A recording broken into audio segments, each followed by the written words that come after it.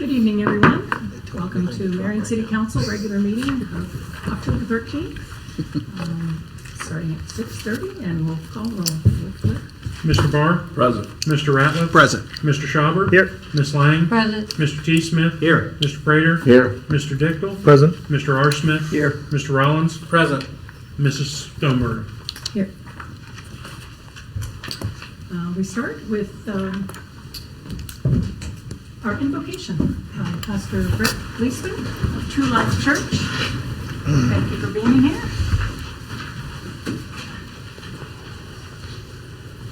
Heavenly Father, again, a privilege to be in this room with all of these wonderful people. We have a lot of things that are different, but one thing we have in common, this city. So God, I just give you praise. I thank you for wisdom. We all look in the same direction. Just give you the glory for it in Jesus' name. Amen. I pledge allegiance to the flag of the United States of America and to the republic for which it stands, one nation under God, indivisible, with liberty and justice for all.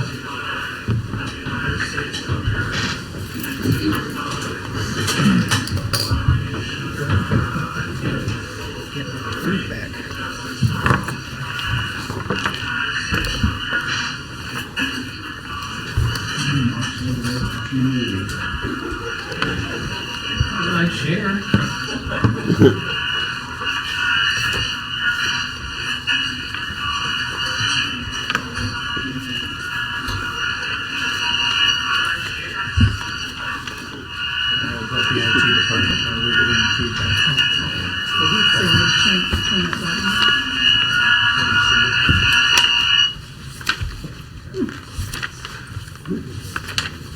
Okay, hopefully that's the only glitch of the evening.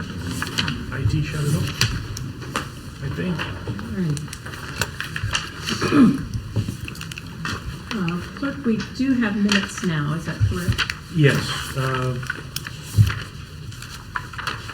So, all of council has minutes? and- Yes.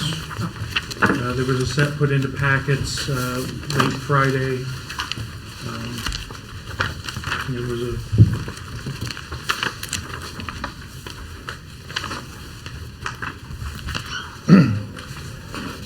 Mr. Dichtel? I know you went through and corrected some misspellings, and I did too. There were only two changes that need to be made that would change the meaning.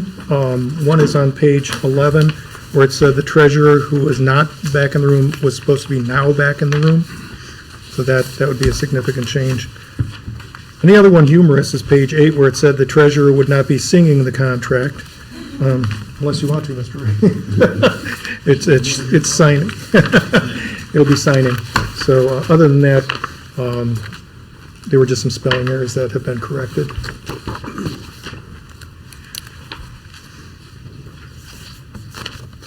Mr. T. Smith? I move we accept the minutes as submitted with any and all corrections to be done in the future by our clerk. And Mr. Ratliff? I'm just going to go on and say that I think we got additional changes this afternoon in our email. yes. I have not had a chance to open those up and read them. I just, I worked until after 5, and it's hard for me to go on record approving minutes that I haven't read. Okay.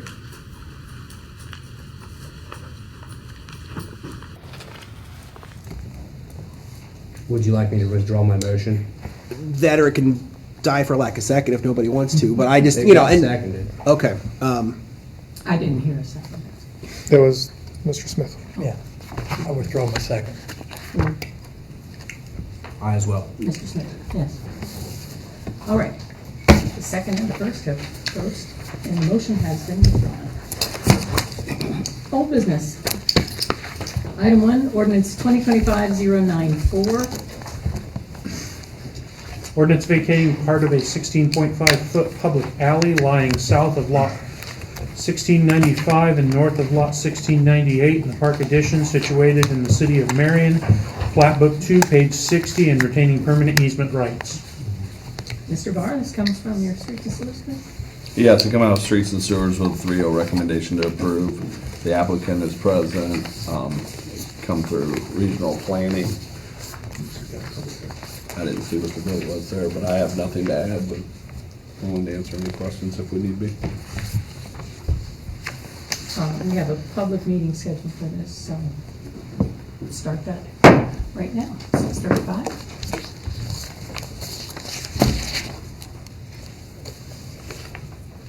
Any comments or questions about this from council or from any attendee?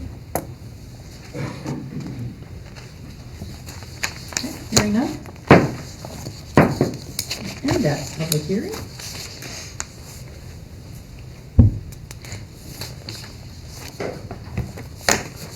Mr. Rollins? I make a motion to approve. We have a motion, and looks like Mr. Prater has a second. Second.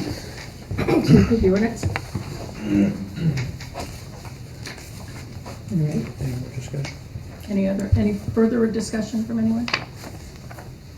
All right, hearing none, go ahead. Mr. Barr? Yes. Mr. Ratliff? Yes. Mr. Schauber? Yes. Ms. Lang? Yes. Mr. T. Smith? Yes. Mr. Prater? Yes. Mr. Dickle? Yes. Mr. R. Smith? Yes. Mr. Rollins? Yes. Ordinance is approved unanimously. Item number 2, ordinance 2025-097. Ordinance amending the zoning map for the city of Marion by rezoning 144 Waterloo Street from an R1C Single Family High Density District to an R2 General Dwelling District. This is from your committee, Mr. Prater. Yeah, this come out of zoning and annexation committee with a 2-0 recommendation to approve. It is basically, gentleman wanted to tear down a dilapidated house, decomposing housing on Waterloo to build a duplex, not a side-by-side duplex, but one that goes front to back, which enabled it to fit into the location that it's in.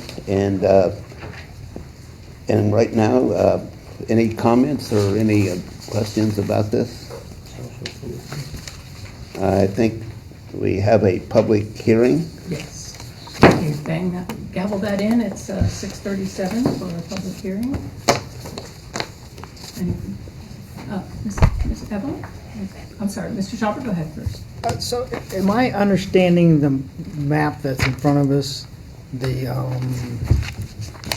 Marion City Planning Commission staff report that has the entire area R1C highlighted, and I believe the little blue block square is the property that's going to be, is requested to be R2. So would that be spot zoning? It would. I wanted to bring that point up.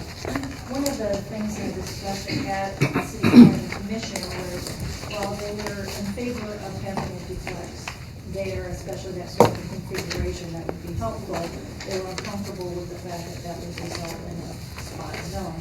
So one of the things we're going to do at our next meeting is discuss some potential changes to the code so that there would be provisions where we could have the, not need to spot zone, either tweak the residential district to allow for situations in which they could have a duplex or kind of play around with the densities or other things. That was something that we felt could be useful to that neighborhood and maybe elsewhere.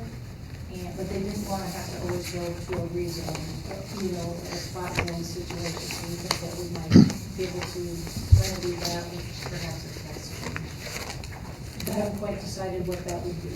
Okay, so would that text change, how would it affect this? It won't check. It'll just mean that this will go as is, as a kind of a spot zoning, but and not be impacted by anything further, but to try to mitigate the need to do spot zoning. We think we would like to, at least propose to council some options, maybe make them conditional uses or something where it doesn't call for an actual extreme rezoning.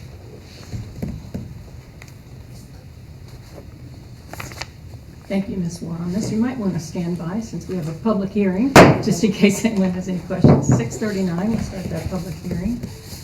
Any questions or comments from anyone else on this issue? Mr. Ratliff?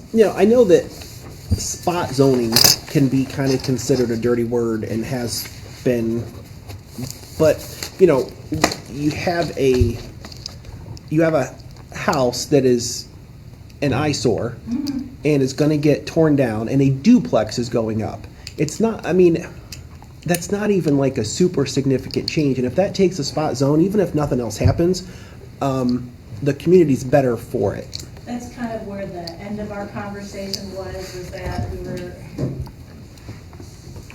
weren't making a huge change to the character of the neighborhood. In fact, given that this had been abandoned structure and demolished and whatever, it was going to make something positive at least result. But anytime we start to feel that it's something that other people might want to do, at that point, if we do want to encourage them to do it, we really need to just kind of find a way for them to legally do it going forward, so this isn't just a one-off. Because that was kind of the feelings at that time, was this was not awful, but they felt pretty bad about the idea of the spot zoning. So what can we do to find something, thread that needle in for the future that might give the board a little more flexibility and to offer such things with something less than a routine. Thank you. Evelyn, Yes. I have a question. You mentioned that you were taking a look at it to see what could be changed on it. Do you have a time frame on that? Tomorrow, we're going to have City Planning Commission. So there we have 2 regular cases just brought on by applicants, but we also have 2 topics that we were going to just start some conversation on. That would be housing within all these residential districts. What might be a good step, to allow for more flexibility in the housing, either duplex or maybe even up to a triplex, I don't know. Really just kind of start that conversation and then craft some suggestion to council. So that preliminary conversation will start tomorrow. I mean, for this kind of a change, the most negative spot zone is the fact that there's an application fee and it takes time. So, if those 2 things could be fixed, that's, that would be the most beneficial.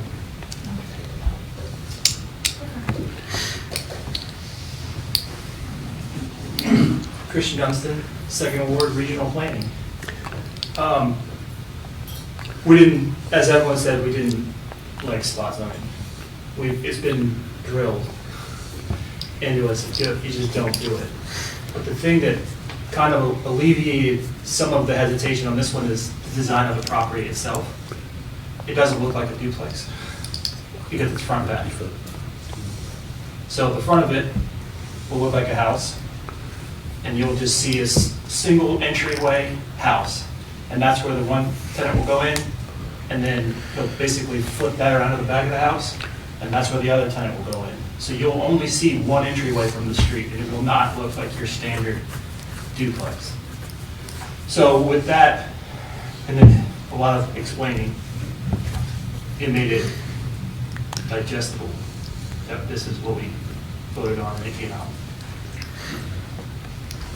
Thank you. Mr. Bodine? I'll just add to Mr. Dunstan's statement that it also has off-street parking for both tenants in the rear. That was another positive that we looked at.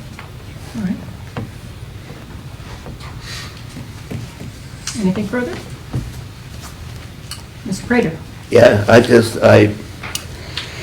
come out of the city planning with an 8-0 to approve, and spot zoning, I know people talk about it and everything, but anything that we can do, any minutia even, to improve the housing situation in Marion is a good thing. I mean, 2 people or residents or families going to have a chance to move into a brand new place, and this is a good thing. Clean, new, and it will improve the neighborhood, and anything that we can do to improve our neighborhoods and create a better living environment is a good thing.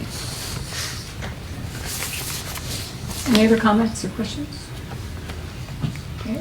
End this public meeting at 6:44. Mr. Dichtel? Move to approve this. A motion to approve from Mr. Dichtel and a second from Mr. Prater. Any other points of discussion or questions? Hearing none. Mr. Barr? Yes. Mr. Ratliff? Yes. Mr. Schauber? No.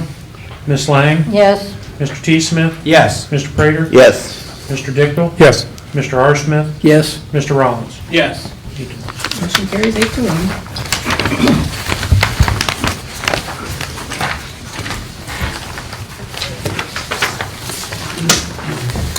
Moving on to new business, item number 3, ordinance 2025-104, commercial building code. Ordinance requesting codification to enforce the state of Ohio's building codes as to commercial building codes within the city of Marion.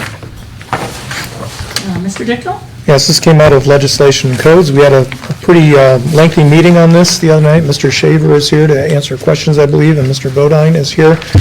This involves enforcing the state of Ohio building codes, and there's something else that goes with it next to create a commercial building inspection department in the city. So is there anything either one of you gentlemen would like to say before we? No, I would just like to say that Mr. Shaver was kind enough to join us again today, so I feel like he explained it pretty well last time he was here. But he came here in case anybody had any further questions. Mr. Schauber? Yeah, thank you for coming again, and the committee was very informative, your presentation. But the one thing that we did not get to drill down on was the dollars.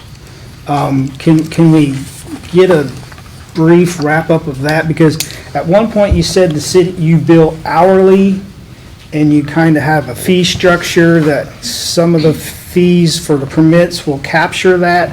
So if we could drill down on that so it's a little more clear for us. I'll step up here if that's okay. Yes, please step. Yep. Go ahead, give us your name and title for the record. Eric Shaver, I'm the owner of Building Health, Safety, and Welfare. Yeah, that's a great question. Let me go back to my notes here and just refer back to kind of what we talked about before and see if I can help explain this just a little bit more. Madam President, while he's looking for that, if we could just follow our rules, and I'll make a motion to allow outside residents to speak. Oh. Well, I thought he was invited, so. Well, But yeah, you're right. Okay, we have a motion to allow an outside speaker to speak. And a second from Mr. Dickel. Hold on a second. Thank you. Oh, we need to. Hold on. Mr. Barr? Yes. Mr. Ratliff? Yes. Mr. Schauber? Yes. Ms. Lang? Yes. Mr. T. Smith? Yes. Mr. Prater? Yes. Mr. Dickel? Yes. Mr. R. Smith? Yes. Mr. Rollins? Yes. Motion carries unanimously. All right. Sorry about that. Thank you. So essentially what we are trying to aim to do is, as we talked about last time, is get net zero cost for building department operation with a modest return.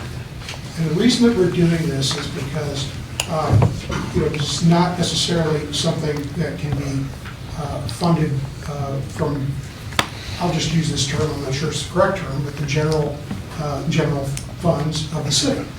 And so typically, and this is not unusual for other jurisdictions as well, they treat these kind of services as a user fee.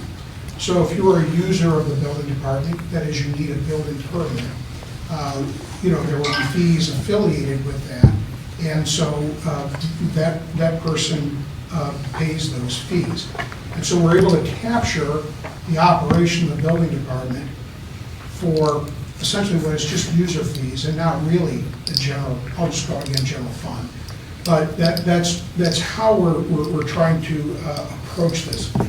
The modest return that I keep talking about is we're always looking to capture just a little bit more for a variety of reasons. One reason might be that we have some extraordinary circumstance where we need to continue to have the building department operational because it is certified and the state would require it to continue to operate when there might be a lack of resources. As I kind of mentioned last time, let's imagine that there's some odd event like COVID where the economy stopped and then it starts again and we have this real economic lull really throughout the U.S. That would be kind of a situation where these modest returns would be utilized to continue to operate the building department in accordance with the ordinance and the state of Ohio.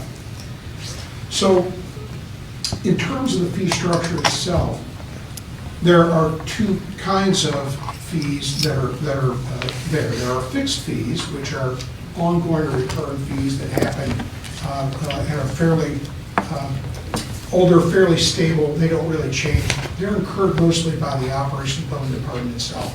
That would include mostly administration, receiving applications and fees, processing permits, in processing and out processing permits. Those things would be administrative costs that I would just generally classify as fixed. They don't change very much from month to month, typically.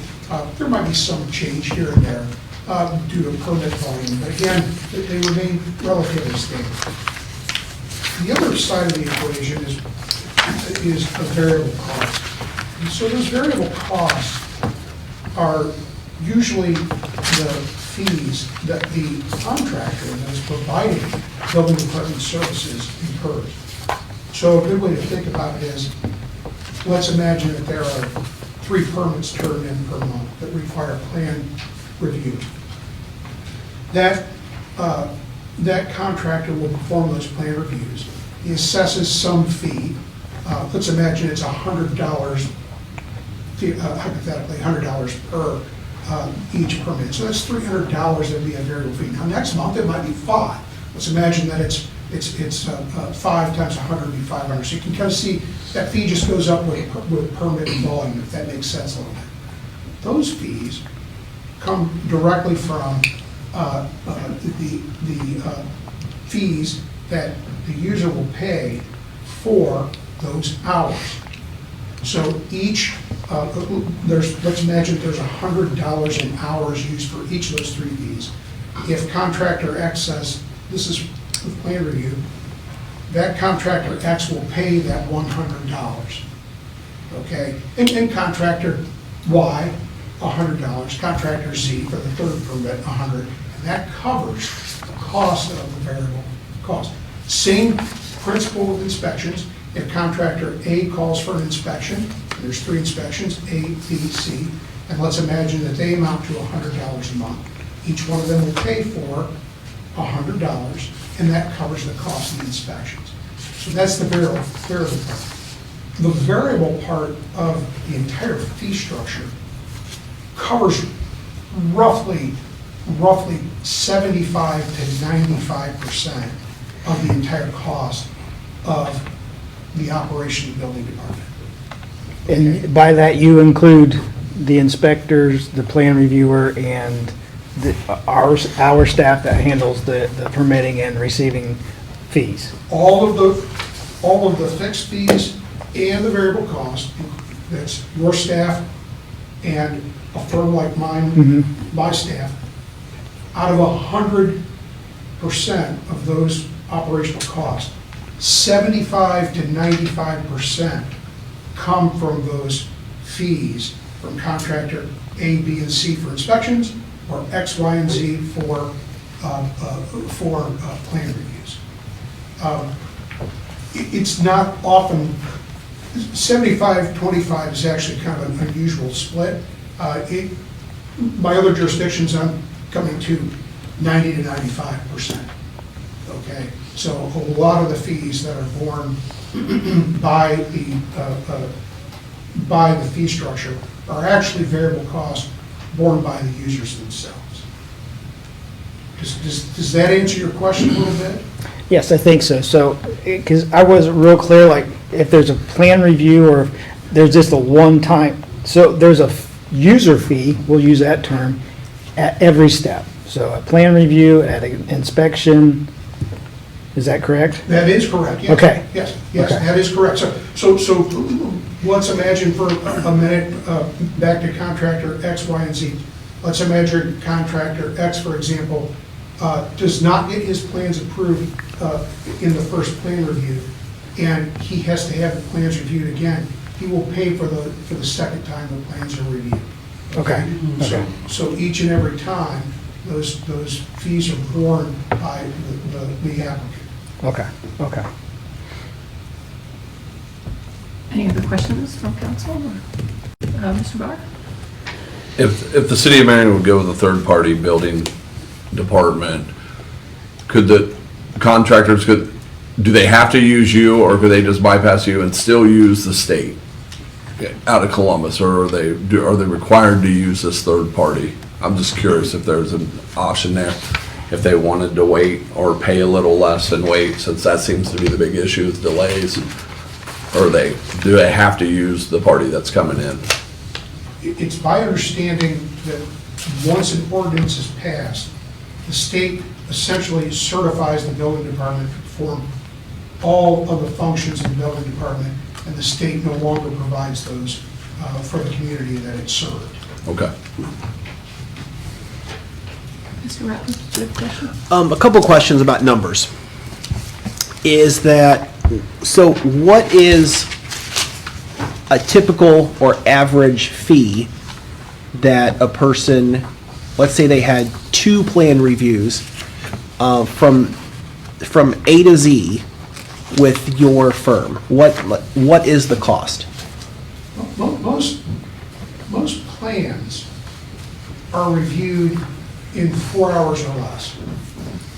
And so the plan review, for example, if I'm not mistaken, it's about $100 an hour roughly. And so that would be $400 for the plan review. Okay? And so there are obviously more complicated projects. I mean, clearly a nursing home or the hospital would be more complicated than your average restaurant or something like that. But on the average, 4 hours covers a lot of plans that come in. And then, will you walk us through, so there's the review, what other steps are you needed for? Inspection? Yeah, so it's a 3-step process. The first step is plan approval, which is part of that is plan review. The second step is inspections, and there are several inspections that may be required for a specific building, depending on the scope of the work and that's been approved. And then the third step is the issuance of the certificate of occupancy. So if steps 1 and 2 are completed and they are acceptable in accordance with the building code, then you have to issue the certificate of occupancy in step 3. So about how much is an inspection? The inspections, I think they come in at, if I remember correctly, they're at, I want to say $90 an hour, if I remember, something in that range. And that would include you driving here from Columbus? Oh, yes. And how long does an inspection take? It depends on the inspection. It's interesting. What I encourage contractors to do is to get as many inspections at one time as they can. Because an inspection might take 15, 20 minutes, but if I have on that same site 3 inspections, you get the benefit of an entire hour's work, and so you're using up that $90 as much as possible. We typically try to work with the contractors when we're in the field and try to get them to group up the inspections and make it much more efficient and effective. And usually, when I start, I have a field consultation and we say, hey, let's look at our required inspections, let's see if we can sort of group up on and see how we can do this efficiently and effectively. So let's just say, average and typical downtown restaurant coming in. How many inspections typically would they have to have? Approximately 8 to 10, probably. Approximately that many. Okay, and if you didn't group those together, you'd be looking at, well, about roughly about $800 to $1,000, yes. Well, if you count drive time, you'd be looking. That does count the drive time. Does that make sense? It's an hour drive each way, right? Yeah, it is an hour's drive. and there's a minimum of an hour's fee. So let me be clear, it would include, it does not include that drive time. But let's imagine for a second he didn't group those, okay? And he only spent 15 minutes in some minor inspection, right? I wouldn't charge him an hour for that 15 minutes. I would probably only charge him the 2 hours to get here. Or I might have another inspection in Marion grouped up with it, so he just has to pay the hour itself, right? And then go to the next one. There's not a set rule? If I have grouped up the set rule is this: the time I use to perform the inspections, that's the time that gets charged. And so we're looking to make it efficient and effective, so that, for example, if somebody calls in for an inspection, let's imagine for 1 second that next Tuesday they call in for an inspection, okay? And I would usually try to arrange that inspection at a time where I can pick up one right after that, one right after that, and one right after that. To pick up as many as possible, again, to operate the building department in the most efficient and effective way possible. Okay. And then how much, is there an additional fee for the certificate of occupancy? There is, that fee has not been determined at this time as far as what the applicant pays. There typically is. It's fairly minor. It's, my other jurisdictions, it's $75 to $100 just to write that. It's usually paid up front with some of the other fees once we issue a building permit itself. Okay, so just for laws of average, it seems like if you have some review, you have a few inspections, and the certificate, you're looking possibly around $2,000 total. That may be a little bit high, but it's going to be somewhere between probably $1,500 and $2,000. Okay, and if that same service was done with the state, what does it cost there? That service cost depends on square footage and the size of the project, and then they do not charge for, once you pay that square footage fee, you do not pay for inspections or plan review. They cover that all in that fee. So give me a number. Typical downtown restaurant, what would the state charge? Let's see. Let me, you mind if I get a calculator out? Nope. If you're all right with that?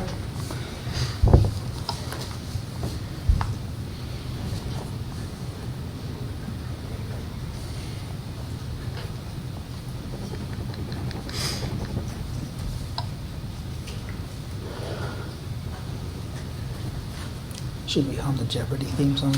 Roughly, the way I read this,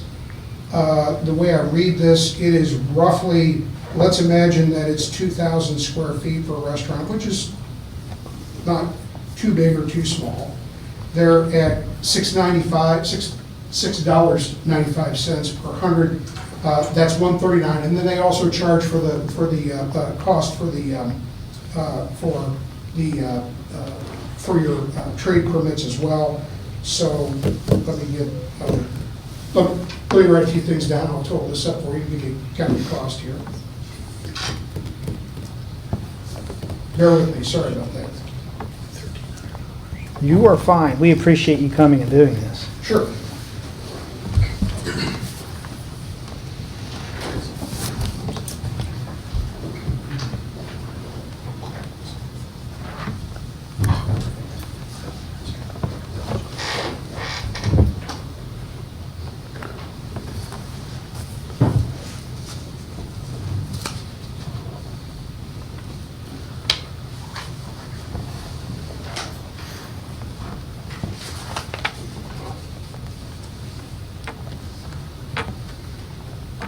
So I come up to about $650 roughly.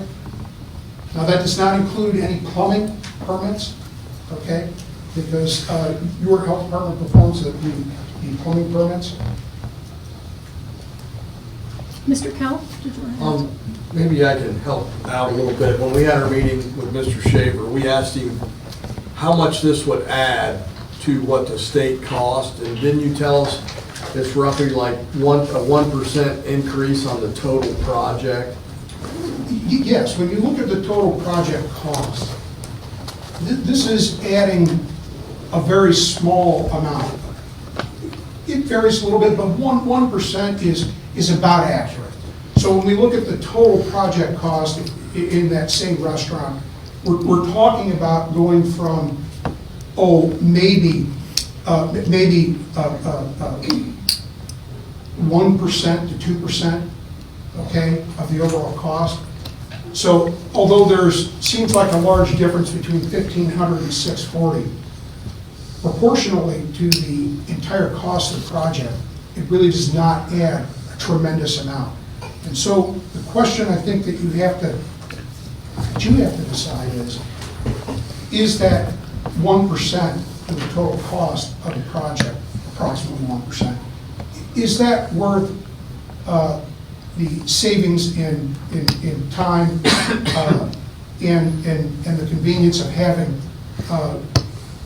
some of the problems that I think you've had, as I understand it, in the community with the construction development, having some of those alleviated? I think that's the question that you might want to consider, or one question anyway to consider. Mr. R. Smith? Go ahead. You were talking at the committee meeting about the delays that the state has, which adds to the cost of the project, right? Which is not really a calculated cost because you don't know what the delays are going to be. In your situation, you're bound by what, 30 days? So for all plan reviews, I have to perform those within 30 days, and inspections have to perform within 4 days of the request of the inspection. So at this time, the state is simply not able to meet those timeframes. And so I think that's part of the concern that you folks are having with, and some of the citizens are having with the timeframes. Another concern that, as I understand it, is that maybe there's different inspectors that are coming out. One says, hey, I want it done method A, and the other one says method B. And so maybe there's some confusion between inspectors or within the administration of the code itself, is probably the best way to say it. And so that, I'll just call it that disagreement, results in a potentially a failed inspection, which results in an even longer time frame, which is not helping the situation with the time frame. Okay, and one of the things one of the things that's occurring here is that there isn't that person that's readily available in the chief building official position at the state to sort of make a decision and make a determination within, actually it's a required 72-hour time frame. So there's a dispute between two inspectors, or there's a dispute between one inspection and a past inspection. The code requires that the chief building official take action within 72 hours to resolve that dispute one way or the other. And as we discussed at the last meeting, there's really only a couple of things that can really change how that inspection should be interpreted different than the approved plans. One, it's a serious hazard. Somebody will be hurt or killed once that building is occupied. Second, the condition is unsanitary. There's perhaps sewage on the floor, resulting in an unsanitary condition. Or three, it's an unsafe condition, being the building will structurally collapse. Unless you have one of those three conditions as a chief building official, you're required under the code to approve whatever has been installed in accordance with the approved plans. So I'm not sure, I have to be honest, I'm not sure what's transpiring at the state. I don't know how they're getting to that position where they're able to create this conflict. But what I can say is that conflict, as we kind of mentioned last time, is not really going to be an issue probably with a firm like mine, because that chief building official is really readily available to consult. And in my case, I'm the inspector and the chief building official. So as I mentioned, it's a fairly short chain of command, and And so I just really kind of have to ask myself, is it one of these three things? It's not, then we have to prove it. Another question. Mr. Arcee, sure. I'd like to go back to what you said about a modest return. What are we talking as far as a modest return? Are we talking, $5? Are we talking 1%, 2% of the cost? And then I have a follow-up question too. Yeah, that's a great question. Let me try to answer this one first and explain what I mean by modest return. So what I find is that in other jurisdictions, for every $100 that's paid to the contract building services department service provider, approximately $30, and it varies by permit volume, okay? Approximately $30 is actually returned in fees for this modest return, okay? And so that, again, the purpose of that is to get through some very, maybe trying economic times would be an example of when you might want to use that. Okay. And my follow-up was, on this modest return, does that go into like a rainy day fund, or does that go into profit, or where does that go? Well, that would go into purely your operational budgeting mechanism, whatever that is, whether that's a rainy day fund that you guys would establish, or whatever funding mechanism that you guys, it does not come to me. Okay. That return does not come to me. Thank you, appreciate it. Anything further? Mr. Ratliff? So I was just doing some additional numbers and adding up stuff here, and I think at one point you used 3 and 1.5 a month as far as applications turned in. So I kind of went with 4, which is right in between, and I don't know if that's about what a city our size would have, is about 4 applications a month. Right now, based on the most preliminary information that I have in the state of Ohio, you do about 8 applications a month. Okay. So 8 applications a month would be about $175,000 a year money that would generate. Somewhere in that ballpark for the entire year. And if that fee covered 75 to 95%, then the general fund, I'm assuming, is what would cover the remaining amount, which, again, just using ballpark figures, is going to be about $25,000 a year that the general fund would be subsidizing this department the way that I understand the math as you have described it to us tonight. The general fund receives for $100, it receives about $30.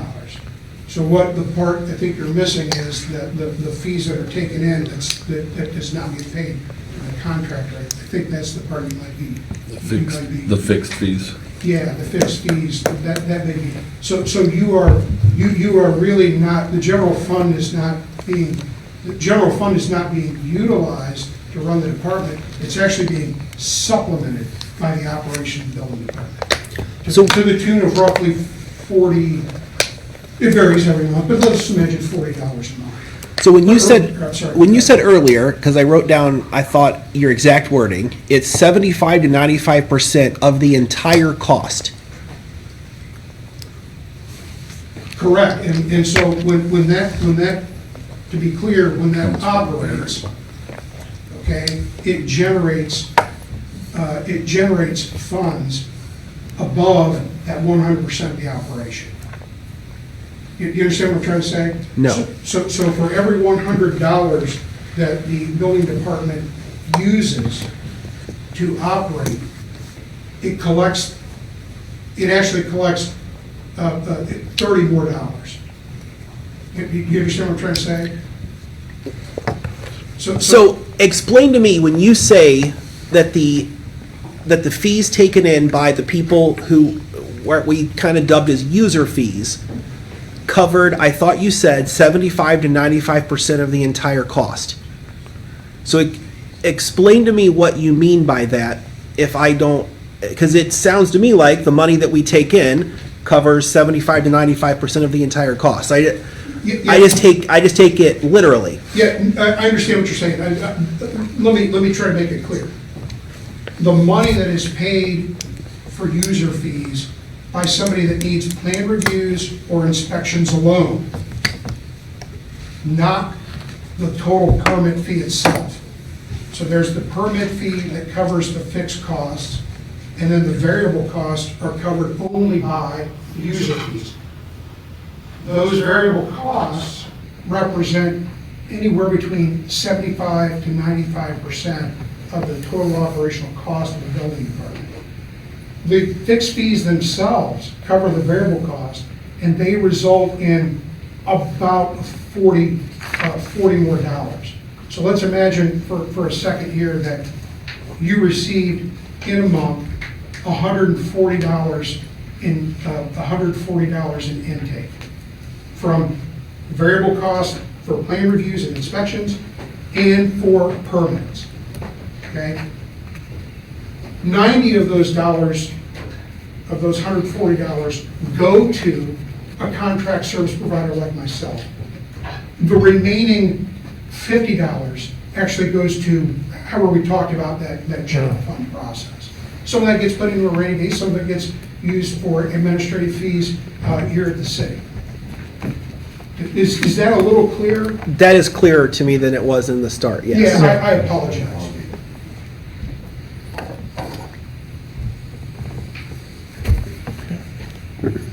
Anything else? The only other thing I would suggest is that in the next meeting or two, that we could reach out to somebody from the state and have them, I think during the committee and then, tonight, I think that things are said kind of on their behalf of the service that they're providing, that, I don't know if it's fair or not. And if they had an opportunity to come here and talk to us, maybe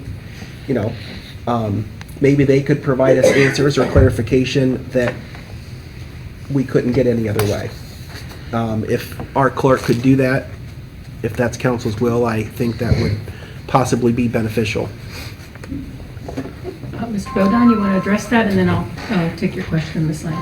Yeah, quite honestly, I appreciate that approach, but I would like to personally invite any contractor that goes through this process, anybody watching, anybody that's already here, to come forward and tell us your experience, because I think we're going to get a more true, accurate experience from the people that are here, that have been working in this community and have dealt with the state for many years. So I would propose that over getting somebody that's just going to tell you what they're supposed to do, in my opinion. That's just my thought. Ms. Lang? Just for clarification, you do all the inspections except for plumbing? You do electrical, building? Can you kind of give me an idea on that? Yeah, that's a good question. So, right now, plumbing by itself is performed by, what I understand, I think the county health department is providing that. And that has actually been contracted out to Delaware County for plan review and for inspections.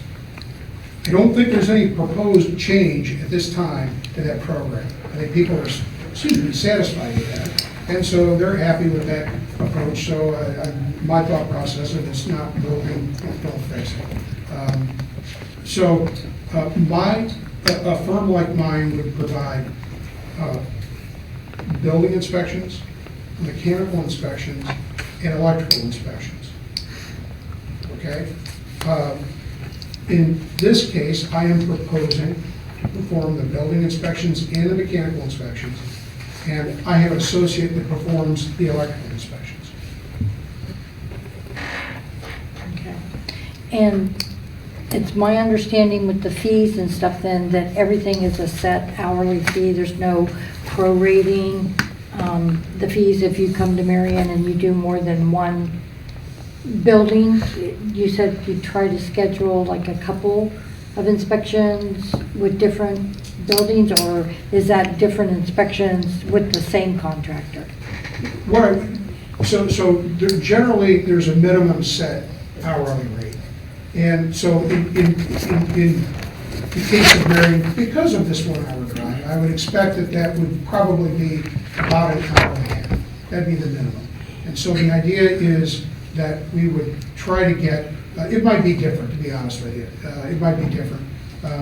We haven't even discussed the minimum hourly rate yet, so I'm not even entirely sure that's accurate. But the idea would be to line up contractor A, and then line up contractor B, and then line up contractor C, so that they don't incur necessarily all those hourly rates. It could be a typical hourly rate, is a typical minimum rate, may or may not be applicable here, is an hour. That's typical.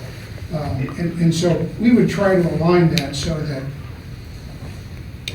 obviously what we're trying to do is to service each contractor to the best of our ability and make it efficient and effective.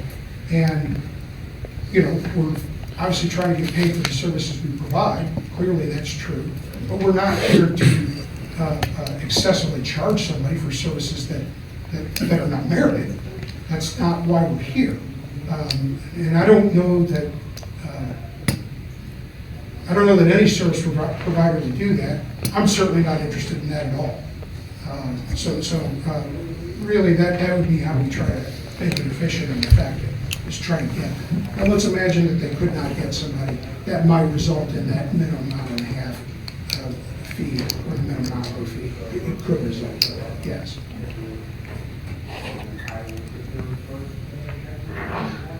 Any other questions or comments? Mr. Barr? During the committee, there were some questions about being available to be able to look at some of these things, probably pre-plan review. Because I think that's been a huge issue here is, you know, things go to the state for the plan review, and let's just say there's a building downtown and they're going to replace all the windows in there. Well, and on the drawings there, they're like, that's structural. And they call it structural permit because they haven't been here to look at it. When we know it's a block building, brick face, there's lintels in place, and that's not actually structural. You said that you would be able to take phone calls and be able to talk with some of these developers or contractors. How does that work? Is that billable, or is that just a good faith gesture to try to help them to get this process going? Well, usually if somebody calls me, you know, that's an effective way to do it. Typically, I'll you know, if it results in a permit, I might add, you know, if it was 15 minutes, add 15 minutes, and that's a case of prorating a little bit of time. If they say, no, you know, there's a lot more than windows, I've got, you know, a whole laundry list of things I'd like you to take a look at, that may merit a site visit. That's okay with me. Because I think that's what I'm gathering that's most wanted, is the site visit, to be able to help them get situated to expedite some of these, so they can get, you know, the whole goal of them is to get to their ROI as quick as possible. Sure, of course, and I think that's probably an accurate depiction. So yeah, we would probably include a little bit of time for whatever time is in there to perform that inspection. That's one of those cases where that, you know, if I had contractor A, B, and C, hey, can you wait until 3 o'clock and I'll pick you up at 3 o'clock and we'll come over and look at your building at that time. That's a real effective way to line up that kind of situation. Again, we're trying to make this as efficient and effective as possible. That's the goal. That's the goal.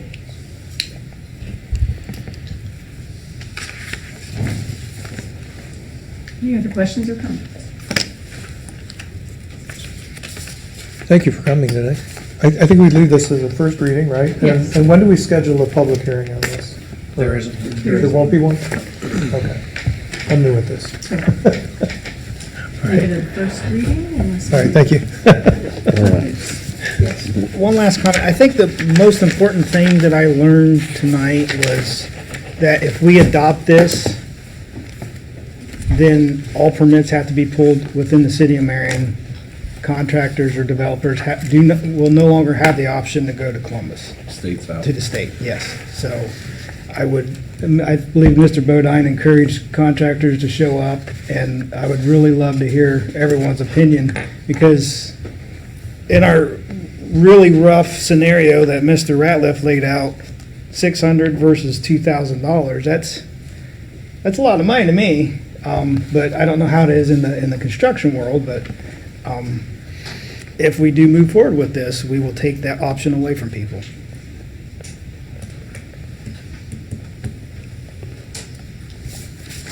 All right. Well, Thank you, Mr. Shaver. Thank you. guys, thank you very much. You got a hand up in the back. Madam President, you have a hand up in the back. Sorry, yes.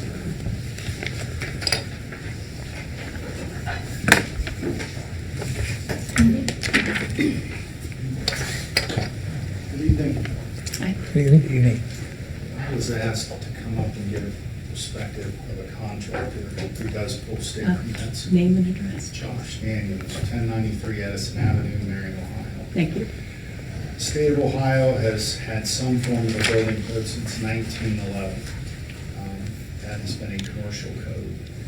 Most people in the construction industry have accepted the commercial code is here and will probably be here the rest of our lives. So I don't think anyone's bucking a commercial code that manages buildings, public spaces, gas stations, etc.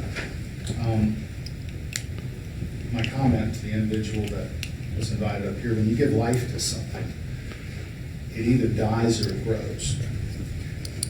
And that analogy means that if we step back to 2000, and I'm sure there are some of you that are old enough to remember the black signs all over town when the city of Marion elected to adopt a residential building code.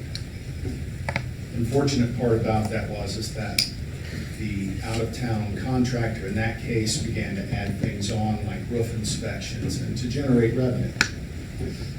Eventually it got over cumbersome and there was just enough people to put it on the ballot and it went down 61 to 39%. So my warning was this: if you were to do this, don't overreach.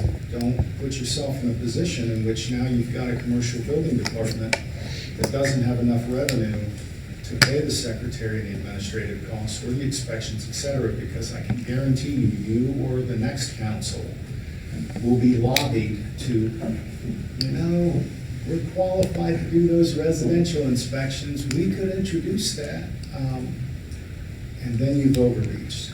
And if Sulu is here, he'll be my witness. This room had standing room only when that occurred. They were out in the hall, they were down the steps, the elevator was jammed, no one could get in it. There was at least 300 people, and that was during Jack Kellogg's administration. It was just a bad scene. It virtually turned into a riot. The cops were called up. They were asked, we're not here to fight. So that might remember that. People do not want to pay $75 to have their ceiling fan inspected. I'll just put that out there. They don't want you in their house, at least in this community. Commercial codes, however, how these differ, and I can sense there's some of you remember that because there's some reluctance to go further with commercial code. They're separable. You've already got a commercial code now, and that's from the state. You have to just determine whether you can, one, operate it locally, and whether you can do so more efficiently than from the state. To be quite honest, my experience with the state is this. In the last 3 permits that I've had to pull, one was for a billboard. That went very smoothly. I think it cost $295, might have had 3 inspections, maybe 6 were allowed on the permit. The second we're working on is a scale house. It's 400 square feet. It's not a very large building, but it does cover mechanical, it covers electrical, and it covers structural. I think that permit probably cost, that might have been $700 or $800. They did send back, you'll send a plan down, you'll have an architect send a plan down. They'll generally send you a correction letter to the architect that says, these are the things we want you to more identify, or tell us what this is, or change that. So the fees come from the architect. That drives the price too. If you have them at the state rejecting your plans over and over and over again, you're going to continue to pay $145 an hour to your architect to pay 5 hours to work that out, send them a correction letter. So there's more cost involved than just what we pay the city. Of those 3 inspections, timeliness, the structural engineer from the state is a great guy. I don't have any trouble with him. He's on the larger facility, which is the transfer station.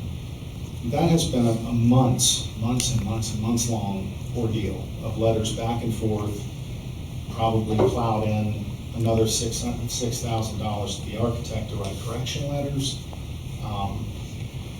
That has been a little more difficult, and I would not have wanted to pull permits during COVID because the state decided that it would have everyone work at home. And I'm sorry, they just didn't cut off their favorite soap opera to answer the phone. They just didn't. I don't know who thought that the work from home works, but it don't work at all. I'll give you examples of that, but I won't. So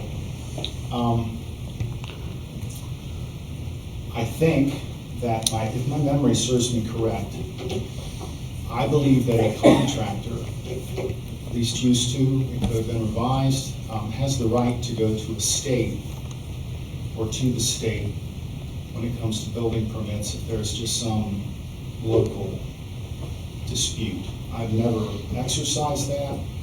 We do, Union County or something like that, then you're stuck with a residential department, but I do believe that you're allowed to go to the state. Could be incorrect.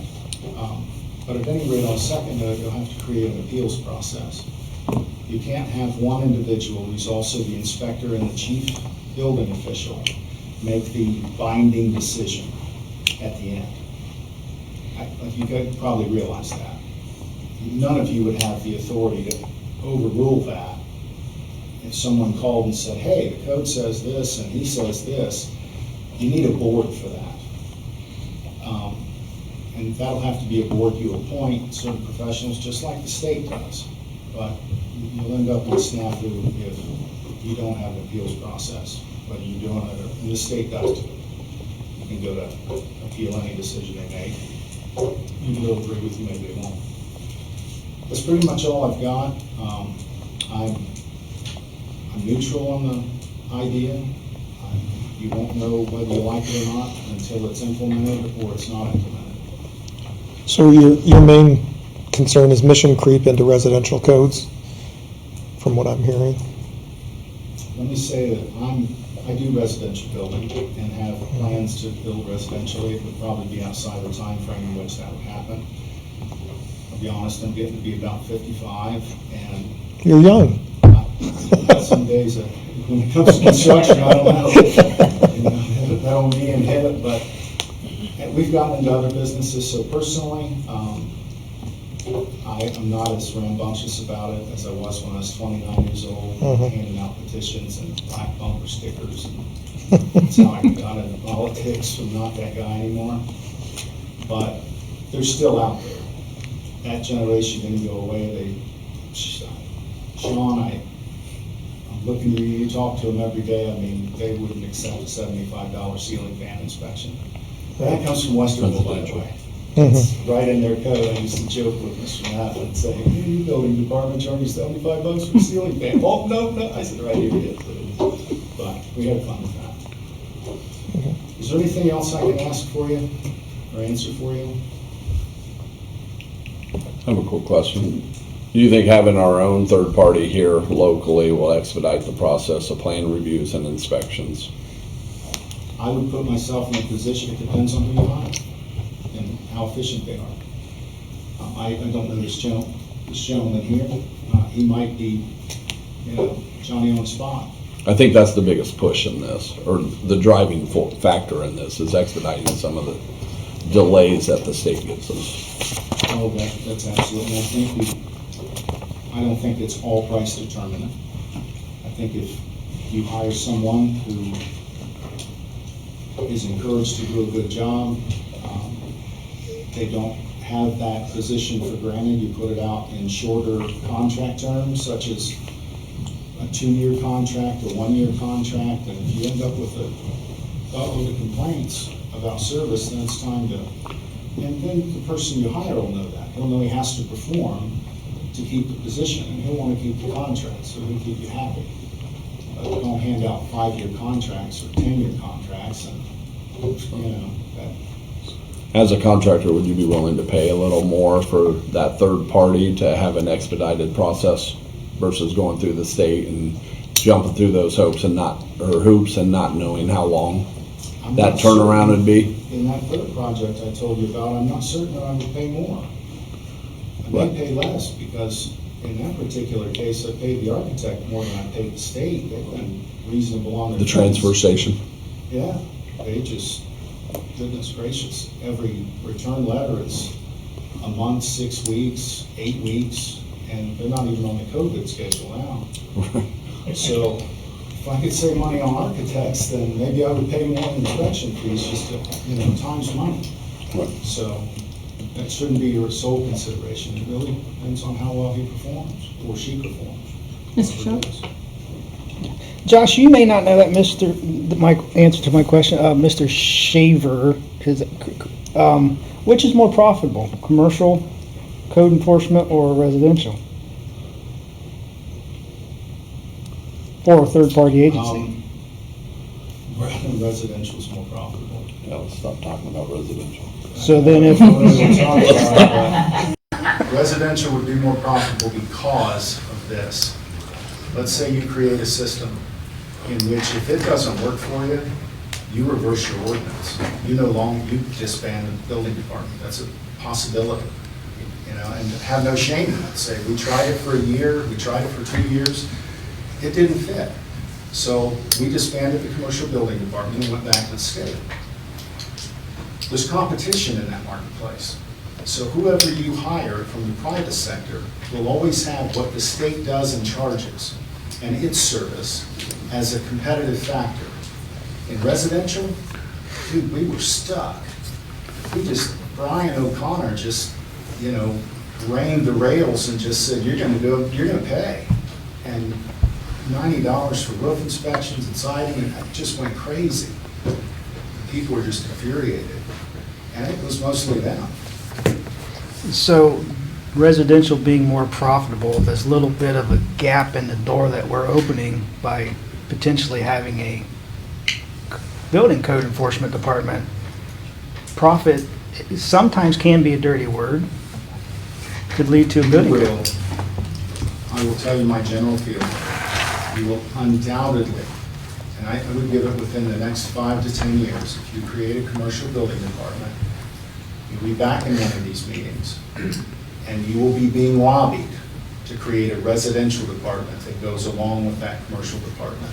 And then that's when, in my assessment, I don't know, maybe not me, but there's a lot of bright young bucks out there that, get that petition out there, and once it's done once and shown to them, they'll do it again. It's not very hard.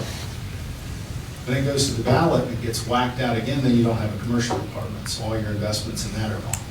So you just have to make sure, if you're gonna do it, you keep the dog in the cage and don't overstep. But yeah, there'll be pressure, there's no doubt. You create this, you'll have pressure for residential building. Not all councils will feel like you. There was one 20 years ago that said it was a great idea, unanimously put it in, and then all of a sudden, 61 to 39% issue, my God, you put your name on that?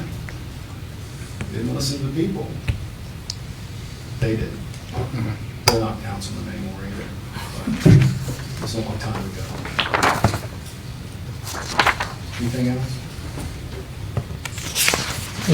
Good insights, thank you. Thank you. It helps. Mr. Chairman? Can I address the appeals, because he brought up a good point? Come on Is back that up. okay?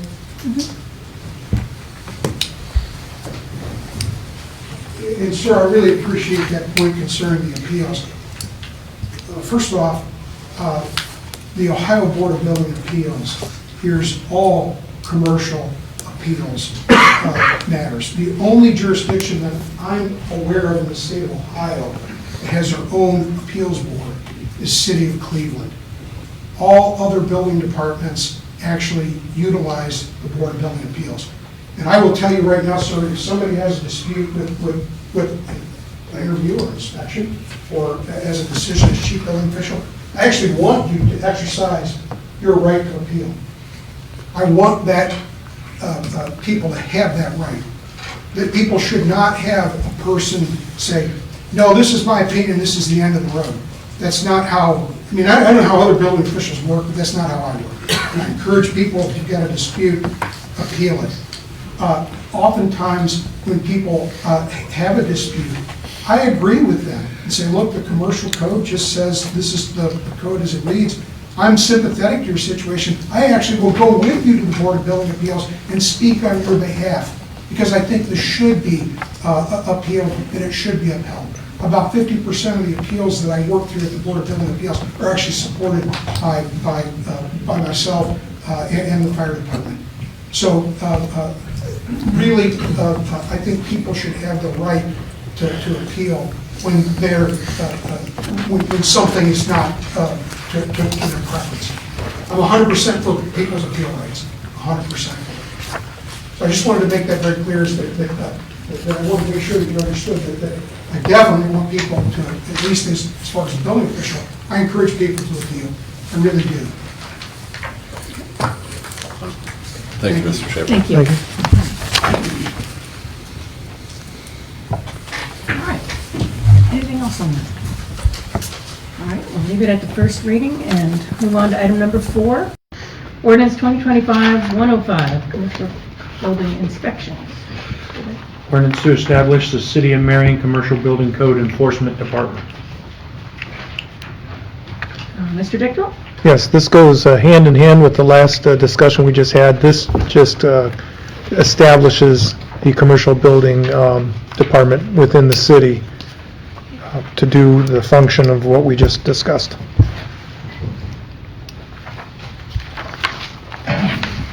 First reading. First reading. All right. Yes, Mr. Kelly? Mr. Kelly, is your phone off? I muted it, and it's still, I don't know. Been a little busy today. Yes. Sulu Kelly, 365 East Farming. Mr. Harris, you might like this question. If you pass this and build a building code enforcement department, how is it being paid for? This is your wheelhouse, if you will. Yes, Mr. Rollins? No? No. We're already here. Mayor Collins? 75 to 95%. That's what I'm just gonna say. I mean, I think we just talked about it for an hour. How it would be paid for, which would be a neutral cost to the city, and the cost would be borne by permits that were issued, and the company would be paid for those permits. So I think that's pretty clear. If I heard everything, it was paying the company. I never heard anything saying Yes. it was paid Yes. departments. Yes. Yes. That was part of the fees that come back and all of that. And it's just one person in the engineering department that's taking the permit fees and getting it to. Doing it part-time then? Correct. All right. Got it. Anything else? All right. We've got a first reading, and move on to item number 5, ordinance 2025-106, Economic Development Director. Ordinance to amend ordinance number 1969-29, known as the Yarger Report, as ordinance 1982-154 created the position of Economic Development Director. Council now finds real and present need to reestablish the position. Mr. Teese? Yes, this came out of Municipal Services Committee with a 3-0 recommendation. Well, there was no recommendation, but it came out of committee. Director of Economic Development, there is some amendments that I would probably recommend to this, at least 4 that I have. So I don't know if there's any discussion that you would like to have prior to that, or if you would like to just get right into that. Mayor Collins? Yeah, I can give a brief overview again, like we did last week or during committee. Obviously, this legislation was born out of a feeling that Can-Do was no longer a good fit for our economic development for the city of Marion. The county ended up feeling that same way, and after long discussions with Can Do, they are in the process of trying to restructure who they are and what they do that would complement what we're seeking to do here, which is the old economic development director position goes back to like 1982. There's obviously a lot of changes that we've made to the new job description for that. It was a several-step process, a lot of research from surrounding counties and areas to see what people are doing now in the field of economic development and how that looks in their city or their community. We did reach a tentative agreement with the commissioners and the county that each one of us would pay $80,000 toward the salary of this person, toward the salary and benefits. And our hope is that Can Do as an organization would continue to fund the department aspect of that, meaning a lot of the extra essential costs that would come with having a department. So we would pay the salary of the director, which would be about, Can Do and their latest budget, the salary of the director was probably 2/3 at least of what their total budget was. So we're taking that off the plate and bearing that cost between the city and the county. We have a job description put together, and that is our hope, is to, at some point after we have a lot of conversation, if there is something to be had on this, to get where we want to be and move this forward so we can start posting the position to see what we get as far as applications. Thank you. Thank you, Mr. Mayor. I have a question. Yes, Mr. R. Smith? Mayor, if this passes, will council of the city of Marion still be expected to subsidize Can Do? No. So that's a very good question, Mr. Smith. I'm glad you reminded me to touch on that. So we had been paying up until this year, $41,000 and change. I think $41,600. The county was paying $50,000-ish, $60,000 a year. So we would certainly not be paying our 80 plus that 41, and Can Do is very aware of that all the money that we pay will all go toward the salary of the director, and the same with the county. Thank you. Any other questions, comments? Mr. Rollins? Yeah, I'd just be curious as to what Councilman Smith's amendments are. Yeah, thank you, Mr. Rollins. May I? Yes. Okay. So the first one was brought up to us by Mr. Ratliff. In the summary, the second and fifth line, it says executive director rather than economic director. So that needs to be changed. The second one, I would like to place in there, they should reside in Marion County within 90 days of the hire. And I think that should be placed under,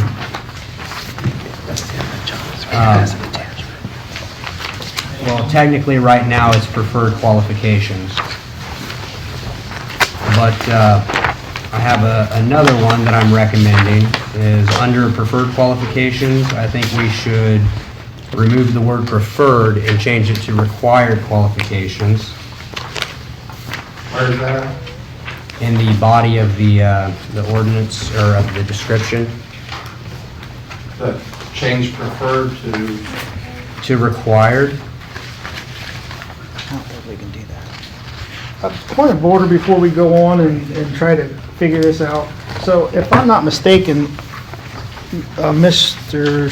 Thaddeus Smith, you're trying to amend the exhibit that's separate from the ordinance. I think we can only amend the ordinance. Am I correct in that thought? So it depends on how the exhibits are referred to in any ordinance. In this particular ordinance, it's referring to them as attached exhibits. So they're open. Okay. Yeah. Okay. I didn't want to go down that rabbit hole if we couldn't. So So disregard then. I would recommend, however, to Councilman Smith, let's take these one at a time. One at if a you time? would. Yeah, Okay, because yes, sir. I think you've got some good So- ideas here. So I'll make a motion to amend, and I would like to, in the second and fifth line, change executive director to economic director. That's the first I amendment. will second that. We have a motion and a second to amend. Did you catch that? First by Mr. T. Smith, second by Mr. Rollins.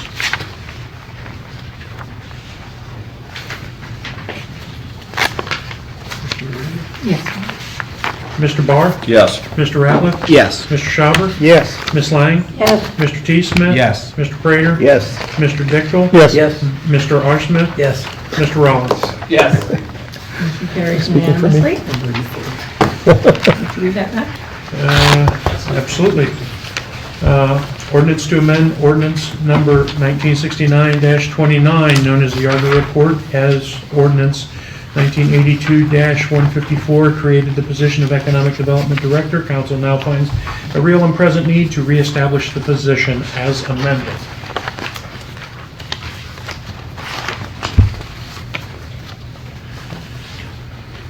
Okay. And my second, I'd like to make a motion to amend, would like to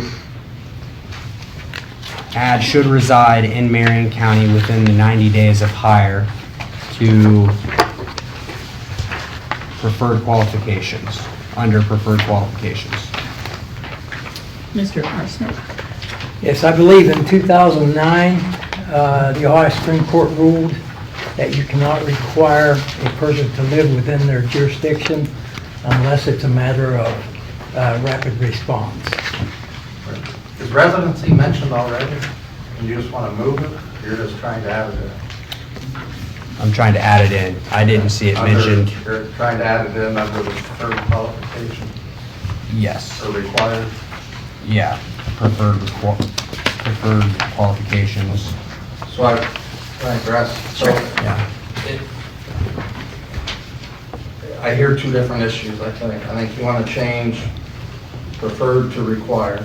Yes, I just And haven't gotten there yet. I would caution against that only because in all of the research we did, they said that 80% of the economic development directors that communities ended up with didn't go to college to be an economic development director. They were doing another position in the city, or maybe owned a car dealership or something like that, or were in the business community.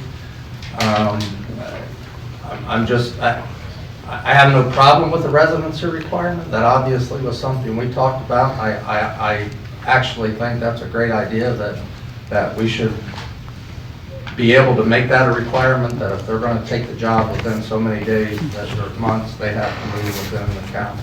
Certainly. Well, if I may, Mr. Mayor, I Yeah. plan to, I want to change preferred qualifications to required, because I plan on asking the council to move the bachelor's degree requirement over to desired qualities and skills.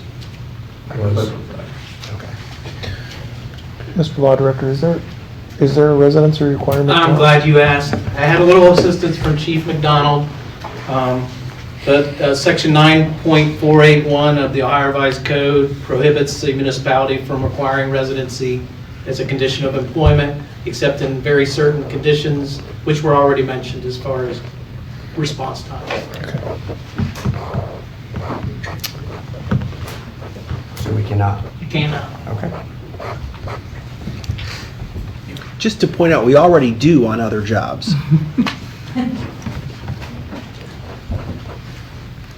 I didn't write this law. I mean, so there have been a number of discussions about where we go because of can-do's failures. And at one time, there was a discussion about contracting for services. If we contracted with a third party to be the economic developer, we could certainly put that in as a requirement. But this has evolved to a more defined and more rigid structure. And I think that's beneficial. That is, the person would be employed by the city government, and contributions from the county would support their salary and benefits.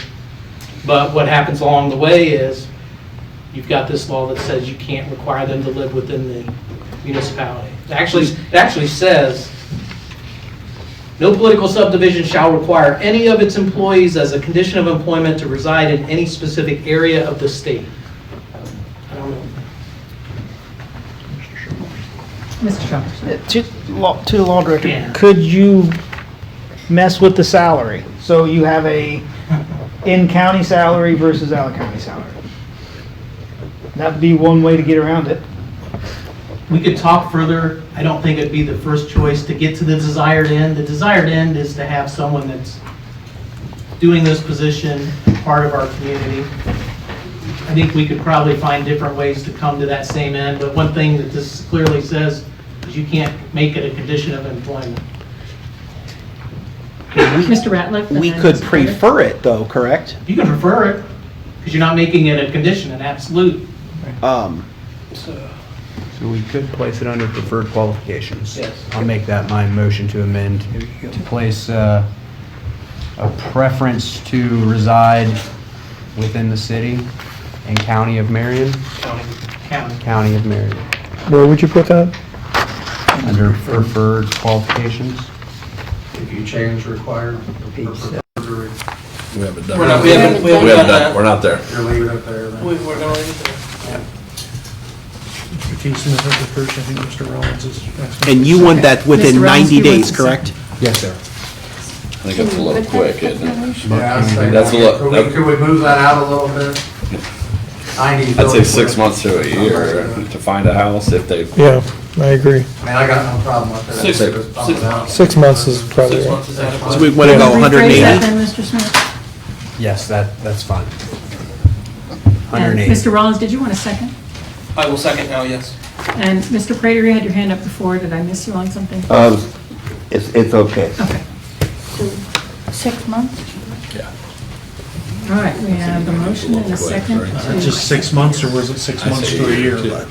6 months. Ms. Lang? So I have a question, so if it's under, it's preferred qualification, and if we're doing, right, I understand that, but if we're saying, preference that they reside in Marion County within 6 months, what happens if they don't?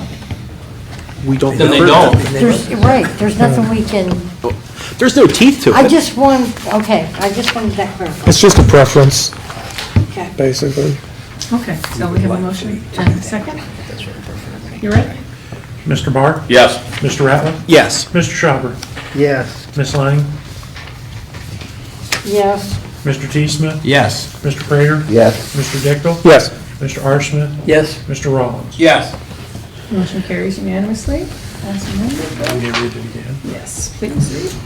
Ordinance to amend ordinance number 1969-29, also known as the Yarger Report, as ordinance 1982-154 created the position of Economic Development Director. Council now finds a real and present need to reestablish the position and declaring as amended.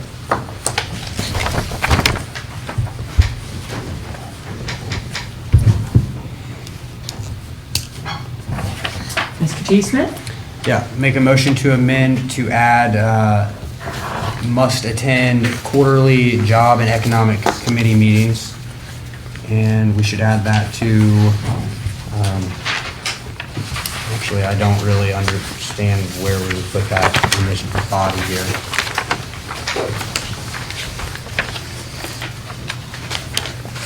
Under Descriptions. Yeah. Under operations. Under operations and fiscal management, that in the summer. So your motion is to move that? No, my motion is to add to operations on the summary, or no, on the, what is this called? Page 6. The job description, on the exhibit, that they must attend quarterly job and economic committee meetings. It's not in here currently.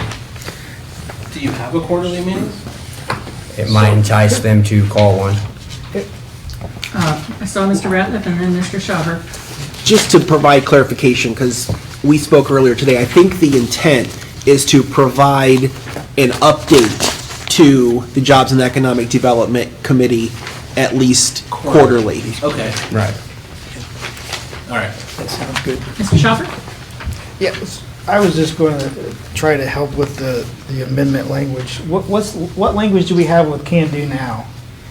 That they are required to present to council at council's request or something? Should we have that language? No. No? So it says annual. It says an annual report. I know it says annual report, but I think it says also whenever council requests, correct? Well, Or when requested. several years when I was the chair, we did it quarterly, because that's what we wanted.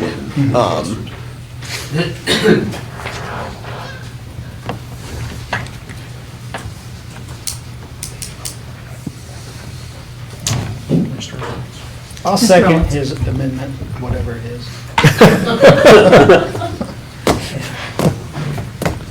Do you not like it? No, I just trying to make the language clear to capture what your intent is, that's it. Okay, we have a second from Mr. Schaber, but we have questions Yeah. and other So concerns. So, basically, we're asking, we're saying we're requiring them to present a quarterly report to council or economic development? The Jobs and Economic Development Committee. Which is council. Jobs and Well, not if it's a committee meeting. That's what I'm. It's still council. Yes. But it has here, prepares monthly reports to Economic Development Board outlining activity profit. It already, isn't that already there? It says monthly reports, not quarterly. Economic Development Board, it's not. Yeah, I don't know what the board is. Yeah. Okay.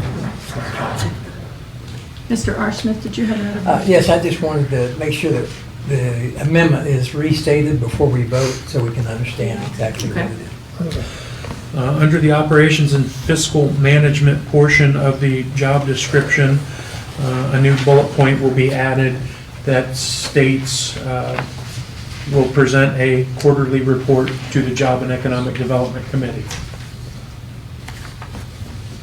All right. Well, we have Mr. Smith's amendment in a second, so you ready? Mr. Barr? Yes. Mr. Ratliff? Yes. Mr. Schaber? Yes. Ms. Lang? Yes. Mr. T. Smith? Yes. Mr. Prater? Yes. Mr. Dickel? Yes. Mr. R. Smith? Yes. Mr. Rollins? Yes. Motion carries unanimously. Amend.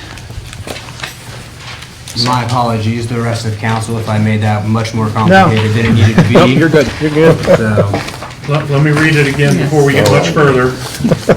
Ordinance to amend ordinance number 1969-29, also known as the Yarder Report, as ordinance 1982-154, created the position of Economic Development Director. Council now finds a real and present need to reestablish this position as amended. and I would recommend we let this sit as a first read. Is that a motion? No, Just a recommendation? It's a recommendation.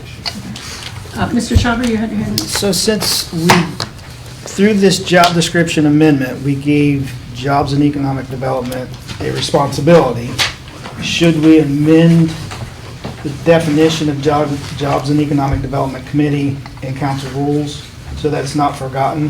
Because right now it's just in a job description. That could be done at a later time, but we just put this rule in there for a committee that's in a job description, and we have it nowhere else. So I don't know if that would be legislation and codes, or... Yes, that would be legislation codes. Okay. What do you do? We'll see. Mr. Ratliff? One thought, that may need looked at in the future, is if we will, or depending on what the can-do board looks like, if council still wants or has a spot on the board. And I think we have two. Yes. But I've seen some of the progress and the work they're doing with realigning and making it, and it's still going to be the mayor, a commissioner, maybe a council person still on that board. Okay. So we still have representation on that Okay, board. I just wasn't sure because we weren't funding it if that was, okay. Yeah, that ain't happening. Okay.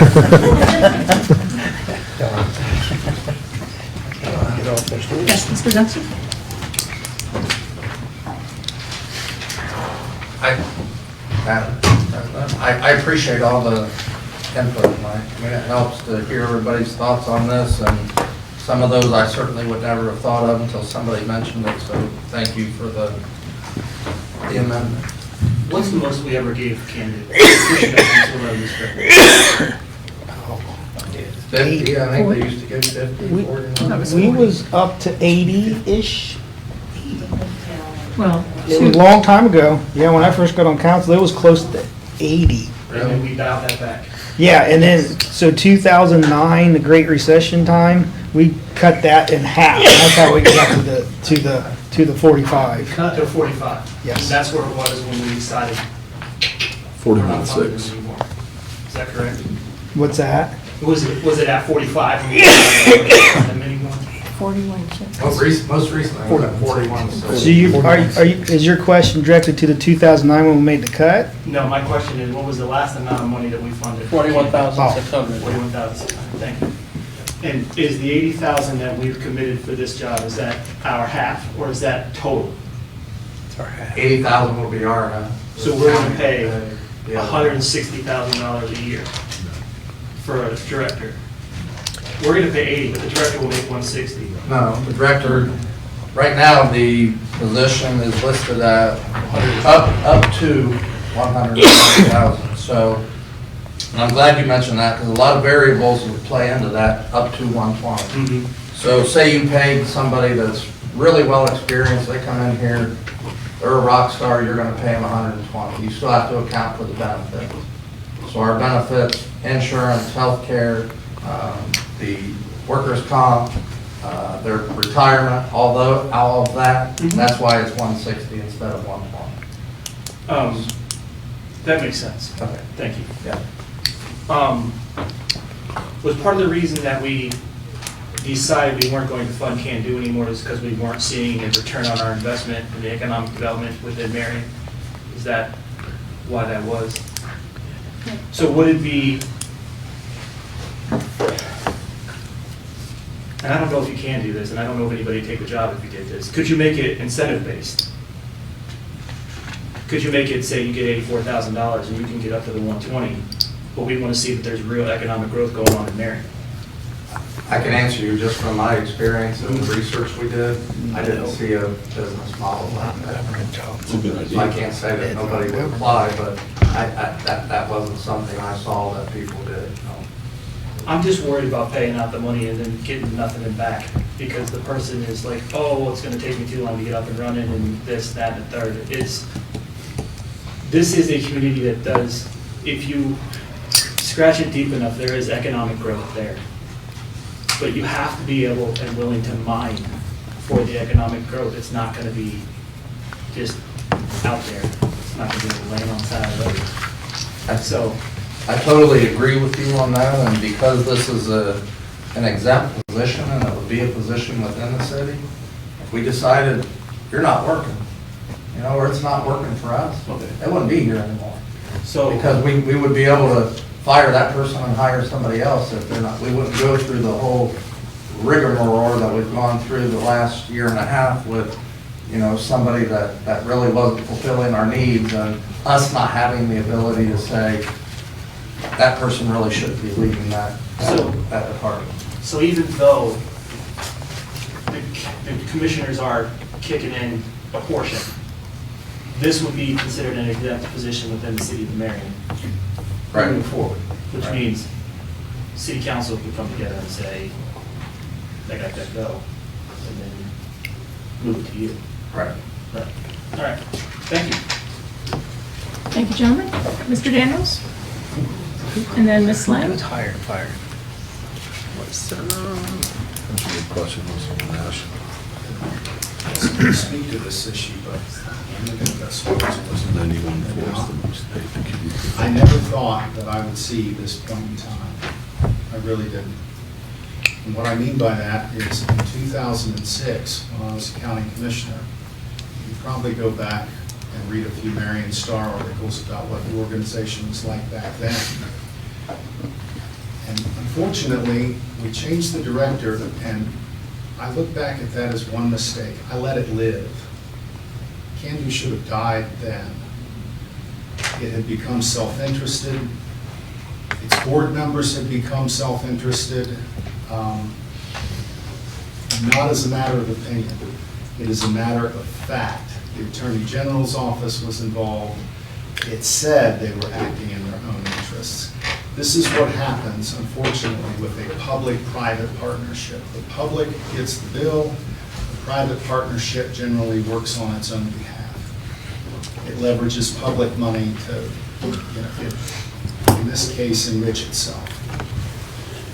This is why I never thought that we would come here. I never thought we would end up with a government, yourselves included, the mayor's administration included, that would be strong enough to fix it, instead of actually just letting it sit and linger.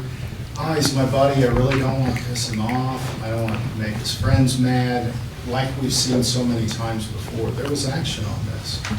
So not to toot the mayor's horn, but I would say that if you hired a publicly funded and someone who worked for the public, and they didn't perform the job, I think you've got enough gumption here to release that person and not allow your personal feelings to get in the way of the public good. The other benefit is this. In a private organization, they didn't have to give you their records. You could go over and ask for what you wanted. Why were you entitled to them? It's a private organization.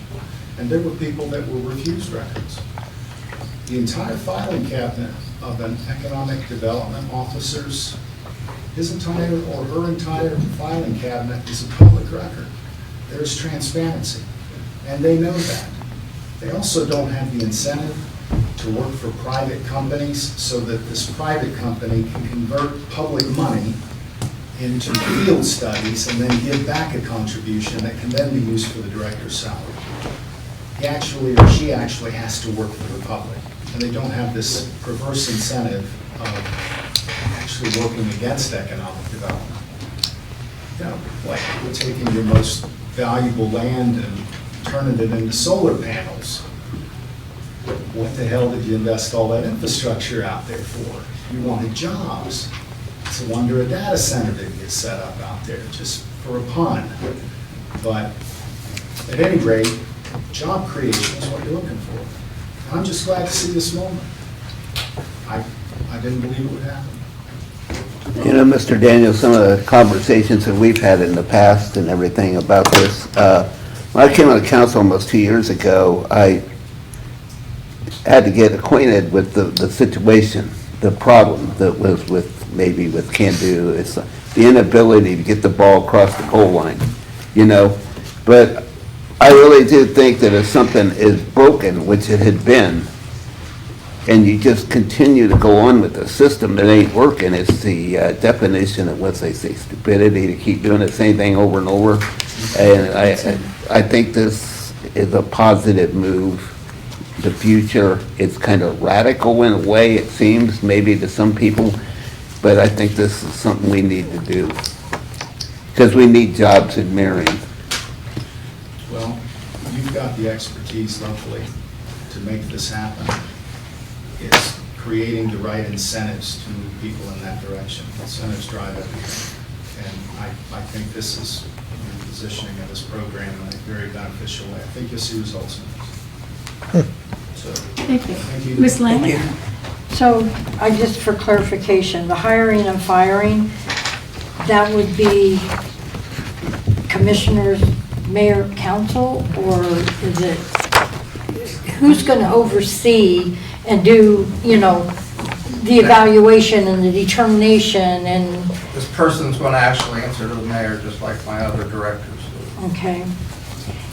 And then the second question I have is funding the position. Yeah. Sorry, I'm a numbers person. And, you know, what is the plan to fund that position? It'll be a general funded position. I mean, but so if you think about it in the sense of math, simple math, and saying that we were given 41.6 to Can-Do already. So in turn, we're bumping our portion up to 80. So So we're talking another round figure, $40,000 that we will have to come up with as a city. A lot of different ideas in my head about where that money will come from, and just not, we're not 100% positive. I got a good budget director, hopefully she'll figure it out for me, but not to put her on the spot, but we'll get there. I mean, I think we'll get there, and I like to liken it to Zoe's position, right? I mean, where were we going to get the money to fund Zoe's position? And we instead of having two people in the zoning and compliance area, we stuck with just one when one retired, and we were able to save some money there. But look at the return we got on our investment, right? I think she's up to $1.8-ish million in grants that she's gotten already. So, I mean, it's kind of like, you know, the mouse and the cheese. I mean, we got to have one to have the other. And in order for us to move forward and get this economic development going, we need somebody here that's going to really push that. And granted, it is going to cost us a little more money. And I'd like to tell you I know exactly where our money's at right now, but I can't. And hopefully we'll know that here in the near future. But it's certainly a concern. I appreciate you bringing that up. Thank you, Mayor Collins. Is the floor open for public comment? You may come up, sure. Because I didn't hear it called. No, I hadn't gotten to public comments yet, but I was Well, we had a number of people asking people to come up. Well, just because we had public hearings tonight and everything, so. If you have something about this issue?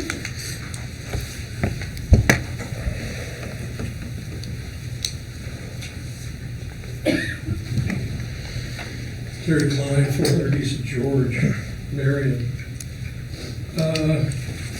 You know, we talked about how we're going to fund this. That's one issue. Does the auditor know where Marion stands financially? Have we ever arrived at that It's yet? not really the subject that we're discussing right now, though.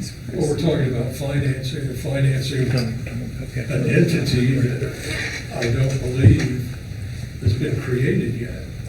And yet you're looking for somebody to run that entity of economic development. So I think it's important that we talk about, we're going to throw $80,000 into it. Where's that money coming from? I mean, we just heard, well, we'll find it. Well, Right, so well, they have a way to this, start a business, I should think. we also said, though, that this tonight was just a first reading about this issue, so. Well, that's fine. I mean, you know, we're looking at the Exhibit B that has all the amendments. I have a question. Anybody know what 1 Marion is?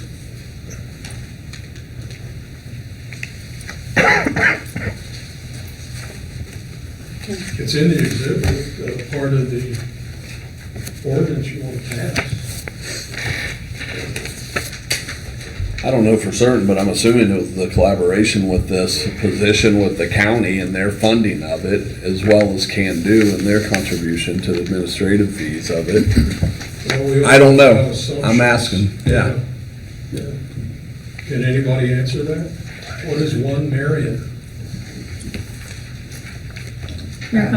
So 1 Marion right now is the concept of the collaboration between the city, the county, regional planning, the Chamber of Commerce. It's collaboration and Can Do, a collaboration of all those people together trying to move Marion forward economically, in economic development fashion. So there's no official designation, it's just our concept, is our idea of trying to get all of those entities together, working, the horse is all pulling the wagon in the same direction, instead of everybody working in different silos and us not having a clue about a project that they might be doing in regional planning, and it's open line of communication back and forth. That's it. It's just a concept of where we hope to be moving forward with all of it. It's a concept only and not an entity. Correct. Thank you. Or nothing in fact, actually. It seems like it shouldn't even be included in here since it doesn't really exist. Or there should at least be a definition of what was just explained in this. Also, business attraction. I think Mr.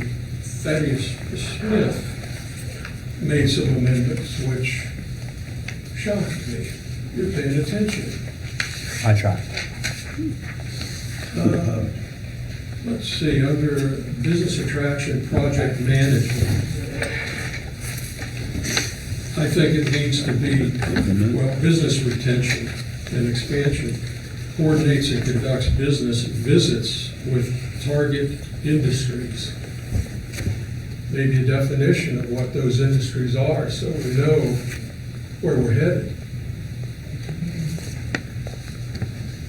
Under community and stakeholder relations, this person will take the lead to minimize pressure points and potential conflicts with effective communication. I think it could use a little clarification on that. Yes, I think we're going to be doing some more amending when we return to this. That's the impression I got. We left this, like I said, we left this as first read.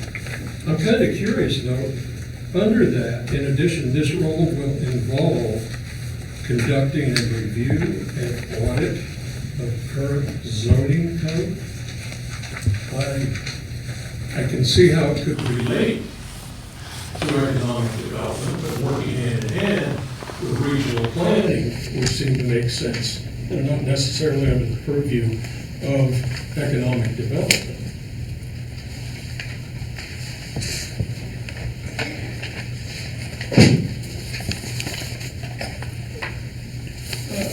Let's see, what else? Desired qualities and skills. I think it's page 6. I can understand proficiency in Microsoft 365.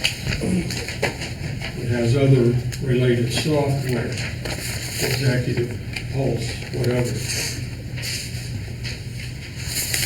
The thing that I found really interesting is preferred experience with AutoCAD and ArcGIS. Why? What does that have to do with economic development?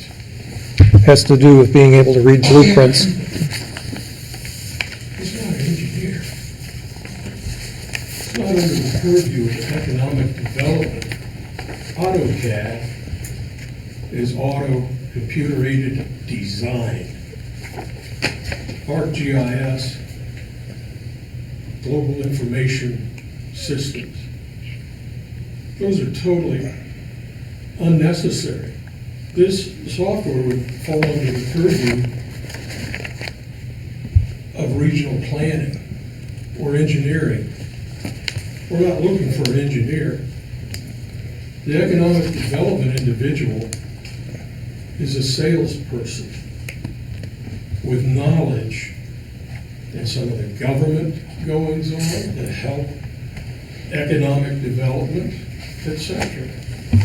I would recommend, sir, that if you feel that passionate about this, why don't you make these amendments and present them to either myself or any other person on council so we can take it up together.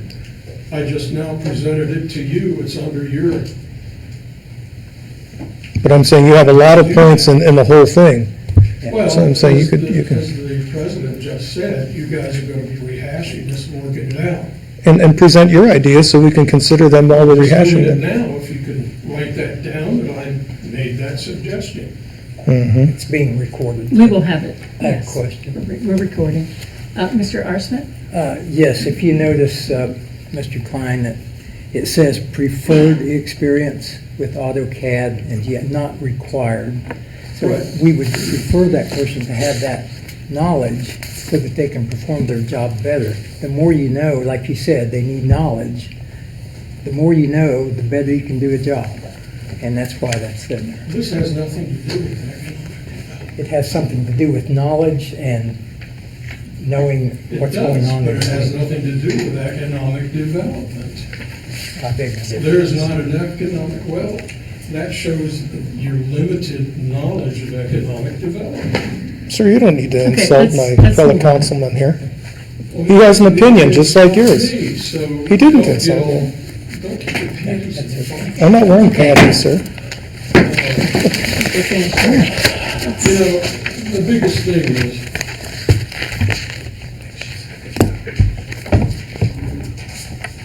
who wrote Exhibit B?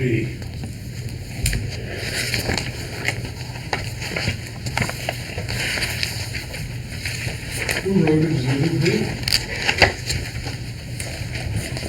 I would assume the administration. Again, an assumption. That's correct. It's an integration that was written with the help and the guidance of a lot of other economic developers in the area that gave us suggestions on what we should have in a job description. It was also written while looking at other job descriptions for other locations that for economic development. So we would use that. Well, as I said before, I know we're gonna come back to this and tweak wordings and things like that, because right in this section, we had some issues with executive director, as Sullivan mentioned, so. Okay, well, So- why is there such a push to get a director of jobs and economic development when this entity you want to create doesn't exist yet?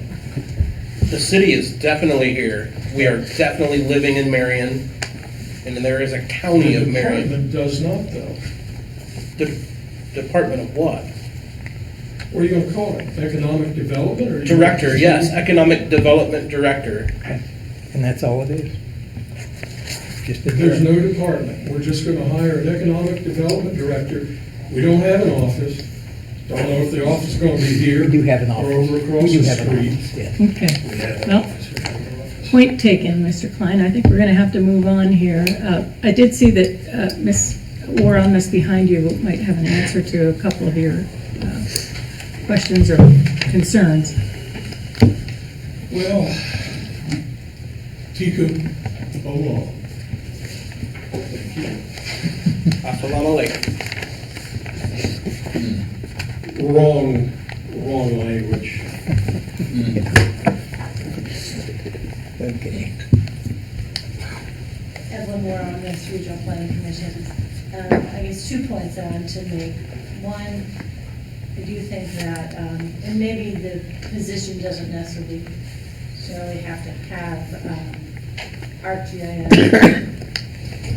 or AutoCAD skills, but we use them quite a lot, because one of the most important things with economic development is the availability of utilities.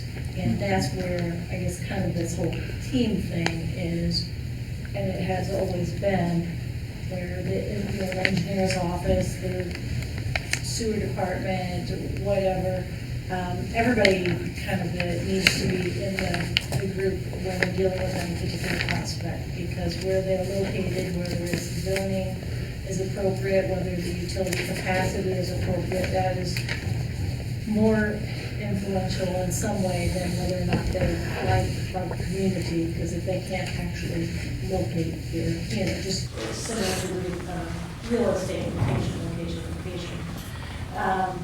And then many of you may not have been around or closely affiliated with Marion City when it did have an economic development department. It was here on the third floor. And they handled a lot of the grants, many of the things that regional planning did. And then also the revolving loan program at, I can't remember, I'm going to say the early 1990s, that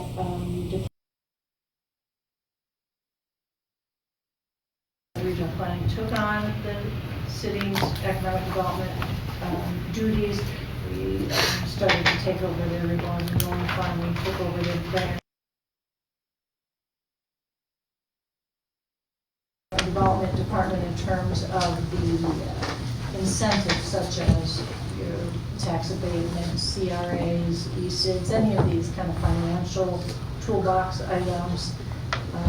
And my guess is that if you have a position filled back here at City Hall, we'll still work closely with them, because as they're trying to determine what either an existing business needs to expand or retain locally, or a new prospect that's coming in, we're still going to need to, somebody has to be the fisherman, somebody's going to reel them in, somebody's going to make sure they get what they need once they're here, that they're properly located, if there's going to be a public incentive. And that's kind of how that teamwork that the mayor referenced tends to work when it's working well. Thank you. Thank you. All right, we are moving on to item number 6, resolution 2025-021. Resolution accepting the amount and rates as determined by the Budget Commission and authorizing the necessary tax levies and certifying them to the county auditor and declaring an emergency. I apologize, this did not end up in your packet. It was the resolution on the table when you came up this evening. I do apologize. I don't know how you missed it. It was posted online. It was in the administration's packet. It wasn't even in my packet. You got it now. Ms. Lang, this comes out of your committee. This came out of Finance Committee with a 3-0 recommendation to approve. Basically is identifying the tax levies that we're going to be receiving next year. Is that correct? Auditor? Ms. McGinley? It's accepting the tax rates that were set forth by the county. Thank you. Ms. Rapp? So in committee, because I had thought it was late, and so I asked the deputy auditor at that point when this was due, and I think he told us it was due on October the 15th, so we would need to pass it tonight. I didn't think it was right, but I wasn't sure enough to say it then, but everything that I can have looked at says this was due October 1st. And that's, I had thought it was due the end of September, but everything that I can find says it's due October 1st.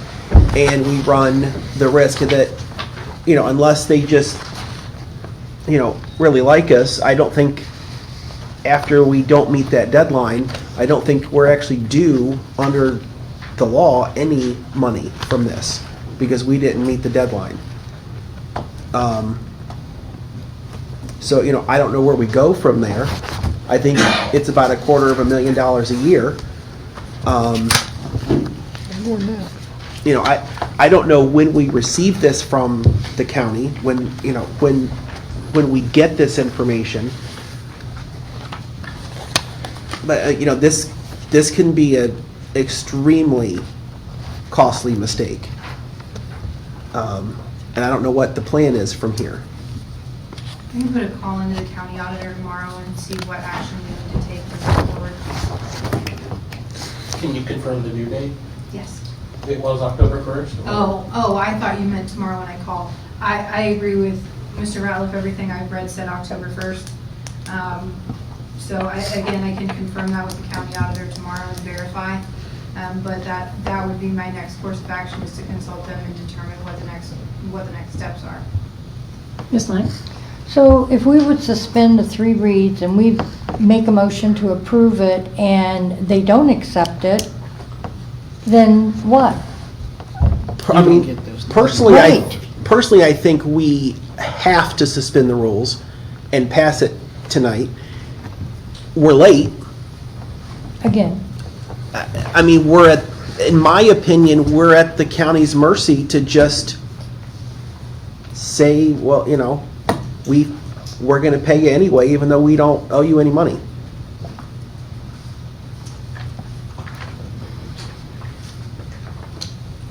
Ms. Rollins? I'll make a motion to suspend the 3 reading rule. We have a motion to suspend the 3 readings rule and a second from Mr. Prater. Yes.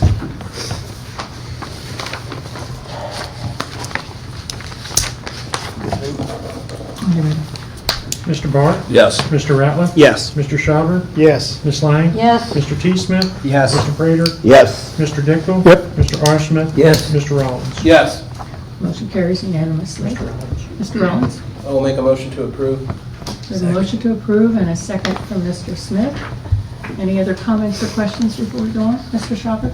So, should we have a discussion on the what-ifs if there's not this isn't accepted? Because these funds aren't accepted, this changes our entire budget for '26. Because if we don't get these dollars,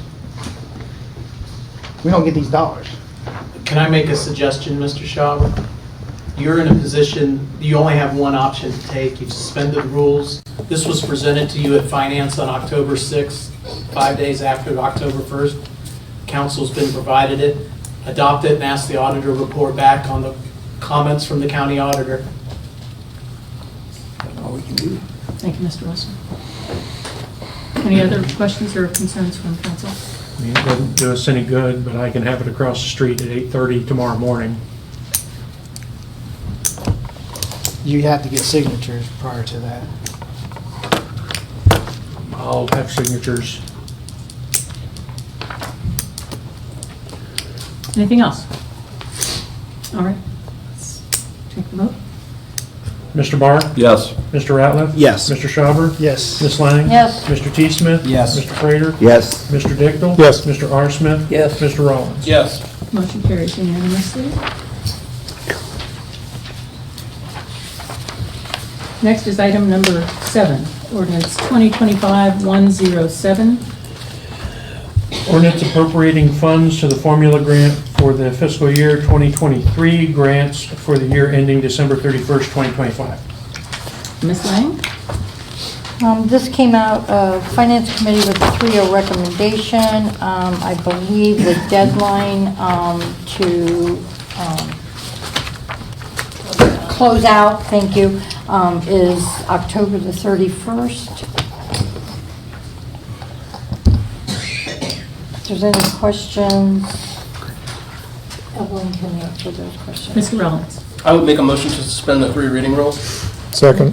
We have a motion and a second to suspend the 3 readings rule. Second is Mr. Dickel. Oh, yes, Mr. Dickel, second. Any other questions or comments? Hearing none. Mr. Barr? Yes. Mr. Ratliff? Yes. Mr. Schauber? Yes. Ms. Lang? Yes. Mr. T. Smith? Yes. Mr. Prater? Yes. Mr. Dickel? Yes. Mr. R. Smith? Yes. Mr. Rollins? Yes. Motion to suspend carries. Mr. Rollins? I'll make a motion to approve. Motion to approve by Mr. Collins, a second from Mr. Prater. Any further discussion? Hearing none, let's go ahead. Mr. Barr? Yes. Mr. Ratliff? Yes. Mr. Schauber? Yes. Ms. Lang? Yes. Mr. T. Smith? Yes. Mr. Prater? Yes. Mr. Dickel? Yes. Mr. R. Smith? Yes. Mr. Rollins? Yes. Motion carries unanimously. Item number 8, ordinance 2025-108. Ordinance making additional appropriations to the insurance proceeds fund for the year ending December 31st, 2025. Ms. Lang, also from Finance? This came out of the Finance Committee with 3-0, no recommendation.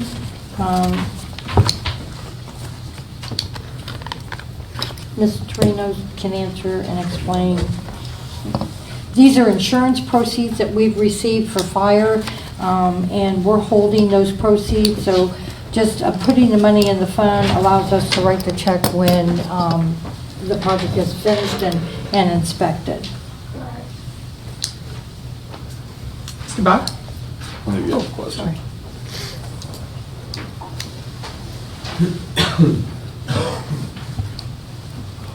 Christian Dunstan, 211 East Fairground. Why are the amounts different? Pardon? Why are the amounts different? One says 82,225, the other one says 77,000. One is a current request, and the other is the New World balance total as of the writing of this.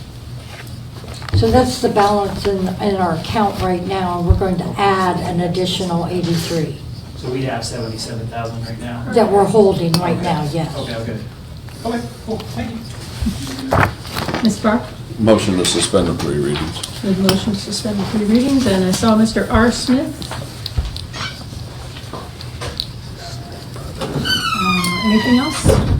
questions or comments? All right, it's Mr. Barr? Yes. Mr. Ratliff? Yes. Mr. Schauber? Yes. Ms. Lang? Yes. Mr. T. Smith? Yes. Mr. Prater? Yes. Mr. Dickel? Yes. Mr. R. Smith? Yes. Mr. Rollins? Yes. motion to suspend the 3 readings carries. Mr. Barr, Motion to adopt. motion to adopt from Mr. Barr, Second. and I heard a second from Mr. Dickel. Anything else in the way of discussion or questions? All right, let's go. Mr. Barr? Yes. Mr. Ratliff? Yes. Mr. Schauber? Yes. Ms. Lang? Yes. Mr. T. Smith? Yes. Mr. Prater? Yes. Mr. Dickel? Yes. Mr. R. Smith? Yes. Mr. Rollins? Yes. Motion carries unanimously.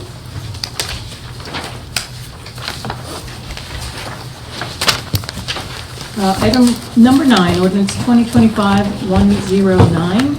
Ordinance requesting additional appropriations to the SCMR fund in the below listed line items for the year ending December 31st, 2025.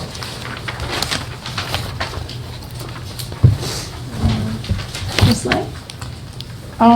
This came out of Finance Committee. I believe it was a 3-0. No recommendation. No recommendation, I believe. Basically, this is money, again, that we've received from contractors that they put up front. Once the project is inspected, then we refund the bond back to them. So these are fees that we've collected. We want to put them in the fund so that when the job is done and inspected, we can pay those bonds back without delay. Ms. Rollins? I'll make a motion to suspend the 3 reading rule. We have a motion to suspend the 3 readings, and Mr. Smith, I saw your hand up for the Yes, please. second. T. Smith. When you're ready. Mr. Barr? Yes. Mr. Ratliff? Yes. Mr. Schauber? Yes. Ms. Lang? Yes. Mr. T. Smith? Yes. Mr. Prater? Yes. Mr. Dickel? Yes. Mr. R. Smith? Yes. Mr. Rollins? Yes. Motion carries unanimously to suspend the 3 readings rule. Mr. Rollins? I'll make a motion to approve. We have a motion to adopt, and second, I'll give it to you, Mr. Prater. I'm not sure who was up first. Second to Ms. Prater. Anything further?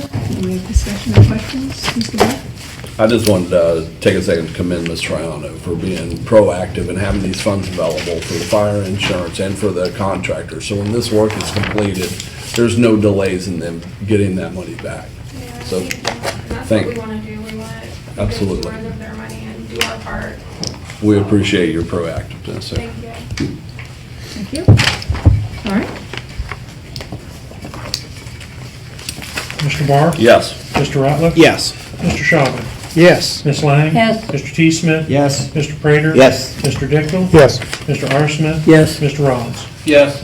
Motion carries unanimously. Ordinance 109. Moving on to item 10, ordinance 2025-110.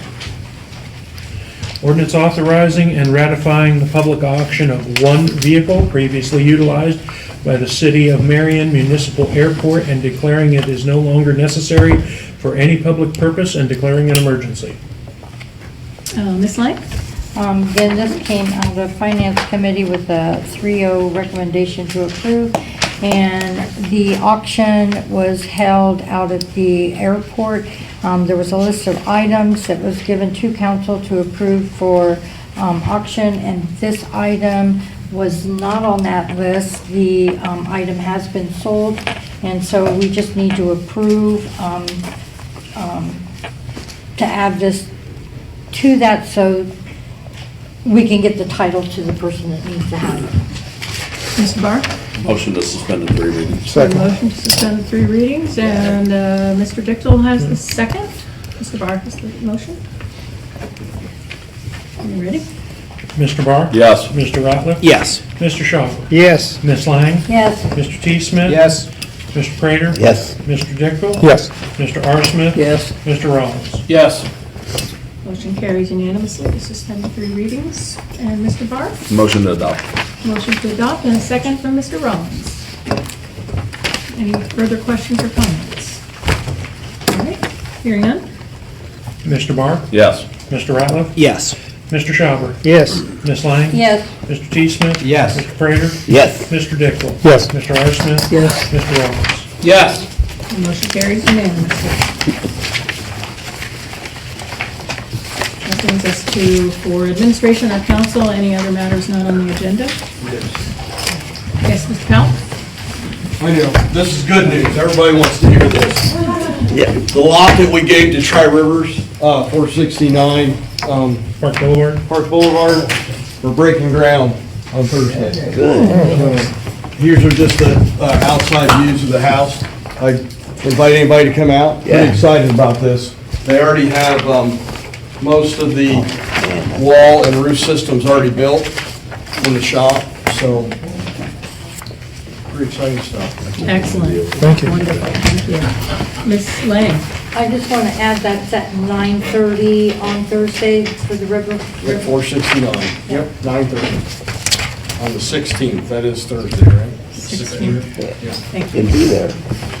What was that location again, Mr. Powell? 469 Park Boulevard. 2 lots from the overpass.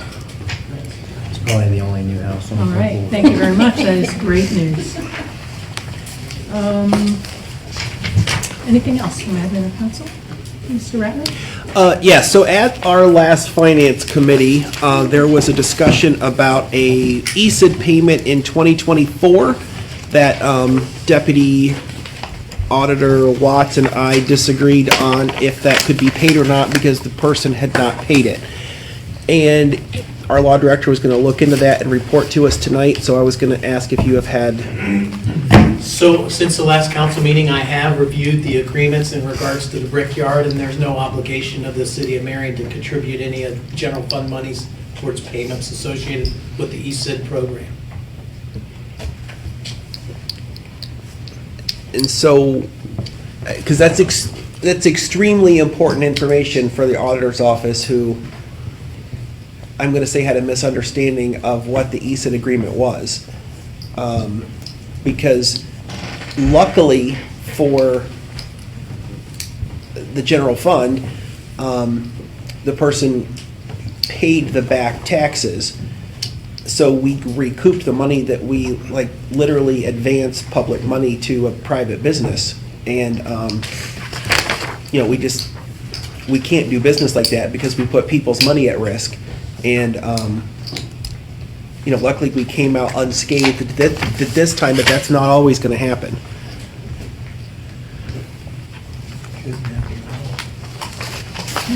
Thank you. Anything further from council? Anything in the way of public comment? Hearing none, we'll move on to committee meetings.